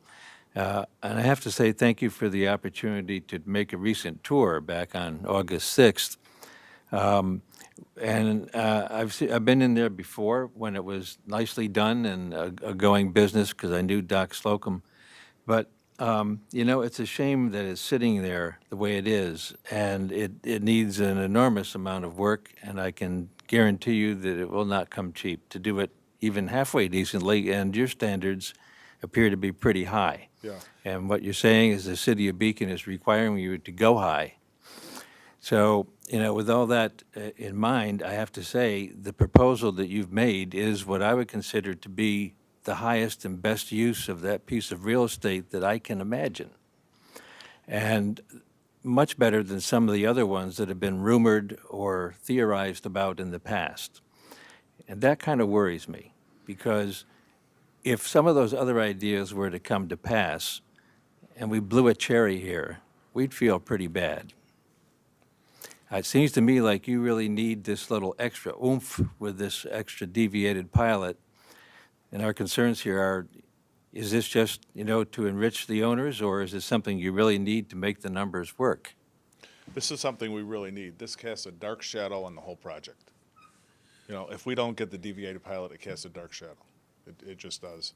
We don't even know if you go to the standard, the 10-year pilot. We don't know if that even works. We have to readdress everything, probably go back to the planning board. there's so many question marks that are raised by not proceeding with this. I had one other question back when you were discussing bonding. I saw in your proposal that there's a fair amount of bonding or borrowing that you're planning to do as Borrowing, part of right. borrowing. And, you know, we see what's been happening with interest rates. What does that picture look like to you in the time frame of when you would need to go to market for your money? So we're already going to market with our, for our lending. And typically, the lenders are going to put up 60 to 65%, of the total cost for financing. So if they put up 60, that means, we investors have to put up 40%. 40% equity? So Yeah. it's just, it's a lot. all, it's all personal money. It's just, it just makes it that much more challenging. When did you want our decision? Well, we'd like to apply to the county IDA in January, early January. Yeah, because we need to get started. If we're going to start, we need to get started in February. Well, our next meeting is January 12th. I just watched the council meeting last night, and this uniform tax exemption and criteria policy, this is the first time I'm seeing it, so I wanted to read through this. I don't know how the rest of the board feels, but I would like to wait until the January 12th meeting. January 9th. Oh, I'm sorry, January 9th. January 9? Facilities. Yeah, there's very, I don't know if you had the chance, but last Monday, so Sarah Lee and Chris White gave a presentation to the city council. It was very informative. So if you have a chance to watch it, it was all. Yeah, we got the We video. watched it. Yep. We watched it. I have 2 pages of notes from it. We watched. That's based on, that meeting is what I've based a lot of my questions on. Okay. Because I know it was awesome, and I get the enthusiasm 100% from the IDA, and I understand all of the things like that, and I totally understand that, this is a 40% from investors, and it's definitely scary, and what a blessing to be able to invest in a business like that and have the funds to do it. We would love to do that from the school district standpoint, Yeah, so. and it's not just the enthusiasm for the IDA. I mean, the IDA is a vehicle to make this work. The enthusiasm comes from the city. So the city planning board and the SUNY city council. The city planning board has been great, and they're tired of seeing this thing just sit there fallow for 20 years. So there's a lot of support. We've had a lot of public support as well. I have a question. I think some of my colleagues were trying to get at maybe what are some of the educational aspects that might factor in here. As far as jobs go, that's a double-edged sword. On the one hand, it's nice that our graduates might have some jobs right across town. On the other hand, you're sort of competing for some of the same labor market that we are. But I guess we'll live with that, and that goes back to the point of making sure that our income overall is growing so that we can keep up with the costs, as you know, with inflation on salaries and so on. So one of the things we had earlier in the meeting was our high school principal talking about all the BOCES students that we Right. have in play up there at Salt Point, and one of those is basically the hospitality industry, Right. which is what you're talking about here, and maybe some, and food service and all that. So Yeah, I so- wonder if there are opportunities Yeah, absolutely. for So a BOCES is partnership. building up their hospitality program right now, and we've talked to the superintendent, about how do we have some of their students be interns with us. Mhm. We have Interns? culinary interns, externs, graduates, all the time. I think the principal mentioned something about a AP history class, Mhm. but, you were in there, Craig. Yeah. This thing, it's 1859 with an 1873 edition and an 1873 Oregon, and we're doing a total restoration. So we can't even change the crown molding inside without New York State SHPO approving it. Mhm. All of the windows have to remain, they're single pane, they have to remain just the way they are. All we can do is reconstruct the wood. So those are the types of expenses we're going through. But with history, it's easy to roll in some type of history program. We have 7 archaeological sites on the property. Historic, which is, colonial, revolutionary, and prehistoric, which is Native American. They're on the property. They're down by the creek, they're up in the hill, they're everywhere. So there's that as well. In the sense of that that would be available to the public in some way, or? Well, if we wanted to do something with the high school, Trail. students, and we could share the report, it's public information, planning board has it, and we could, walk around. And, there's some ruins on the property. Unfortunately, the previous 6 owners over the last 20 years let beautiful buildings just deteriorate. And they just, either they tore them down or they're told to tear them down because they were a hazard. But, so there's things like that we can do. Craig, did you go with the Historical Society? How did you do a tour? On August 6th, the Howland Cultural Center was celebrating the 150th anniversary of the old library building, which is now the Cultural Center. And there was a teaming up with the American Institute of Architects chapter from Westchester, Hudson Valley. And there was a tour given, including the Dutch Reformed Church and the Craig House property and Right. around the old Howland Library building. Yeah, the Howland, So- General Howland donated the money for the Howland Library, and the architect was Hunt, and Hunt built the 1873 music edition, the music room edition, which has the organ in it. So there's a lot of, connections. And the original architect, Withers, was on Sargent Avenue is where he lived, and, the estate was called Woderneth. No, that wasn't Yeah. Withers, that So was there's- Sargent. The what? That wasn't I'm Withers, sorry, it was Sargent, Sargent. yeah. Withers was the Withers was the architect of the architect. main building, But I yeah. think we had like 50 or 60 people on that tour. Yeah. Okay, well, it's almost 10 o'clock. Are there any other questions for Dan or Ed? I appreciate your time. Okay, thanks a lot Okay, for coming. thanks. Thank you for coming Thank in. you, Dan. Thanks, Ed. Thanks, Dan. And thank you, Dan, again. Okay, so going backwards, the superintendent's report. I shared what I was going to share about DCC earlier. You good? I'm good. Appreciate you. Kristen? Board comments. I don't really have, well, I think we're going to have the facilities meeting on the 12th. Does that work for you, Craig? I think. He said both days work. Okay. Is that the? What time is that? 7? 7? 7. So that would, yeah, the 12th is good. Yes. January. January 12th. And Matt, are we having Tetra Tech come down for that? And I think they may be remote in, but they'll be there. Yep.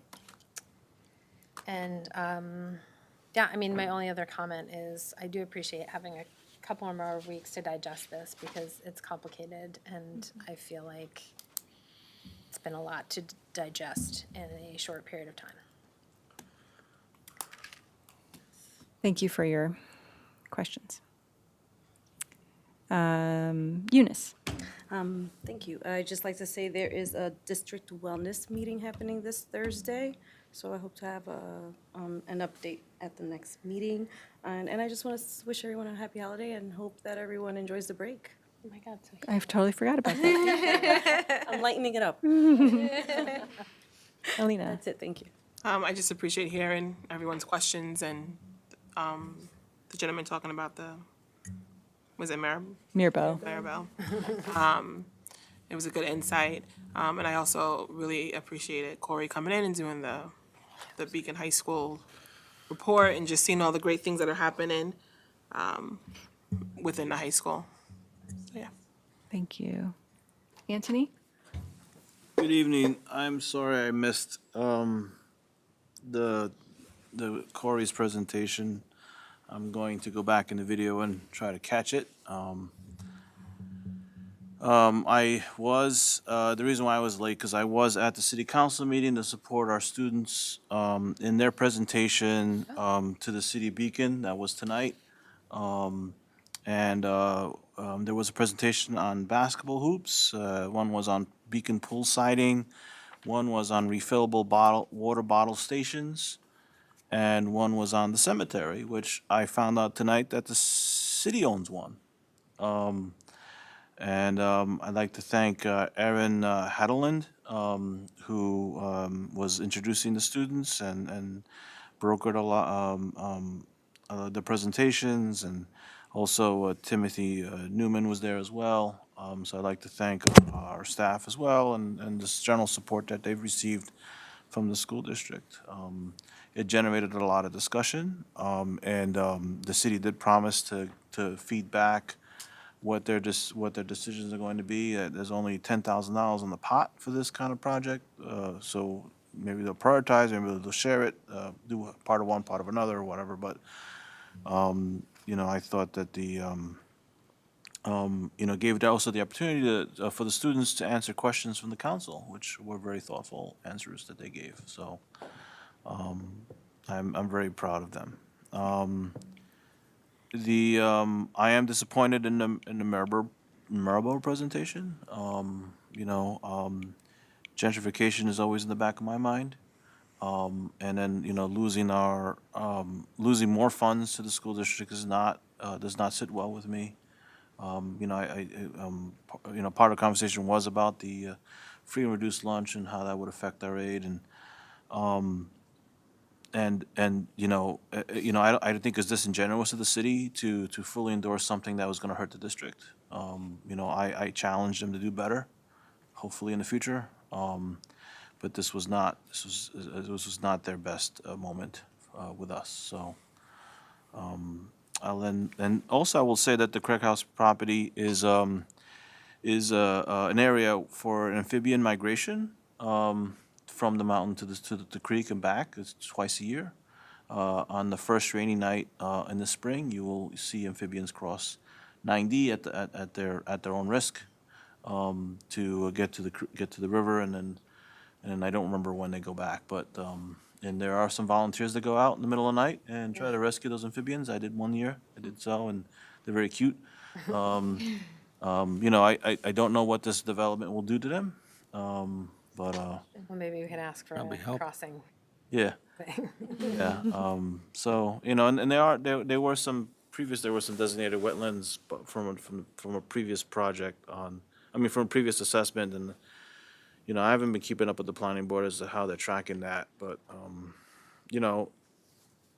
it may make the point of what I'm trying to say is that it may have a very short-term benefit, but I think it has long-term ramifications, and that is something that doesn't sit well with me. That's well put. Thank you. Thank you. Craig? So we have audit and finance this Wednesday, right? And there was a little confusion about the time. Are we clear with our internal auditors there? 7 o'clock, 7 p.m., and we will meet here or where? We'll be in the LGI, and they will be remote on Zoom. Okay, it'll be a hybrid, LGI and remote. Okay, good. So we want to talk with our newly hired internal auditors who provided their report, which has been forwarded. I don't know if that's been forwarded to the entire board as yet or not, but That's a good question. Has I the think it entire would be board- appropriate. It's still in draft form, so I Yeah. think they were going to meet with the audit committee, and then once it's finalized, if you had questions, then we can just share it. Yeah, to summarize, they found a number of areas of low or medium risk that we should be thinking about, but nothing really super high. So we'll go over that in detail, and I'll have to read it again because it's been a while, but Same. at least we're on the road there. We have, I believe, Thursday, concert in the auditorium here from the music department at 7. On Mirbeau, I would say I thought the presentation answered most of our questions, and most of the unhappiness is with things that we can't control, like what the state of New York does with the way of pilots. But I'm leaning in favor of this at this point. Thank you. Flora? I don't have any committee updates. I just wanted to say that I went to the middle school winter concert, and it was fantastic. And good job to all of the students and staff, and especially the music teachers who made it such a success. It was a great way to start off the holiday. That's it. Awesome. My only comment is that we almost had our retreat, but we didn't. And so we're kind of back to square one with that. I'm going to send out another doodle poll, but one of my thoughts is maybe we do a second exec and just try to knock it out during a meeting. So I'll add those as opportunities. I'm going to call it an opportunity to the doodle poll. Actually, I like that idea. I mean, Yeah. I wouldn't go the full hour or half hour, whatever Well, we'll it's- schedule, but I wouldn't want to do it on a night like tonight. in little chunks, Let's maybe. wait until Yeah. there's Yeah. an important game that Anthony wants to watch. This will be a test whether or not Anthony watches the meeting. So, so yeah, look out for that. Okay. But what I was saying is like, at the second exec, I mean, if you split it up in like 15-minute chunks, I think we can still get it done that way too. Yeah, I mean, I think I would choose to just like try to, if there's a night where we Get it all out of the way end once. early. Okay. I think it'll be more effective that way. Okay. At least only two parts, not, yeah. We're not good at just having a 15-minute discussion, so. Okay, the consent agenda. The use of the consent agenda permits the Board of Education to make more effective use of its time by adopting a single motion to cover those relatively routine matters which are included. Any member of the board who wishes to discuss individually a particular piece of business on the consent agenda may so indicate, and that item will be considered and voted on separately, thus preserving the right of all board members to be heard on any issue. Are there any items that any board member would like to have pulled from the consent agenda? I would like to pull 11.05 board meeting procedures. So can I have a motion to approve 11.01 through 15.06? So moved. Second. All in favor? I have comments. Oh, I'm sorry, comments or questions? So 1505 and 1105, 1106 were for the policy committee meeting that was last Monday, and I want to say that I did get a question from, that's related to 1106, from a student from SAD, whether the students can administer opioid, and I think that is true based on this revision, but I wanted to defer to Heather on maybe for the next meeting to confirm that. Thank you very much.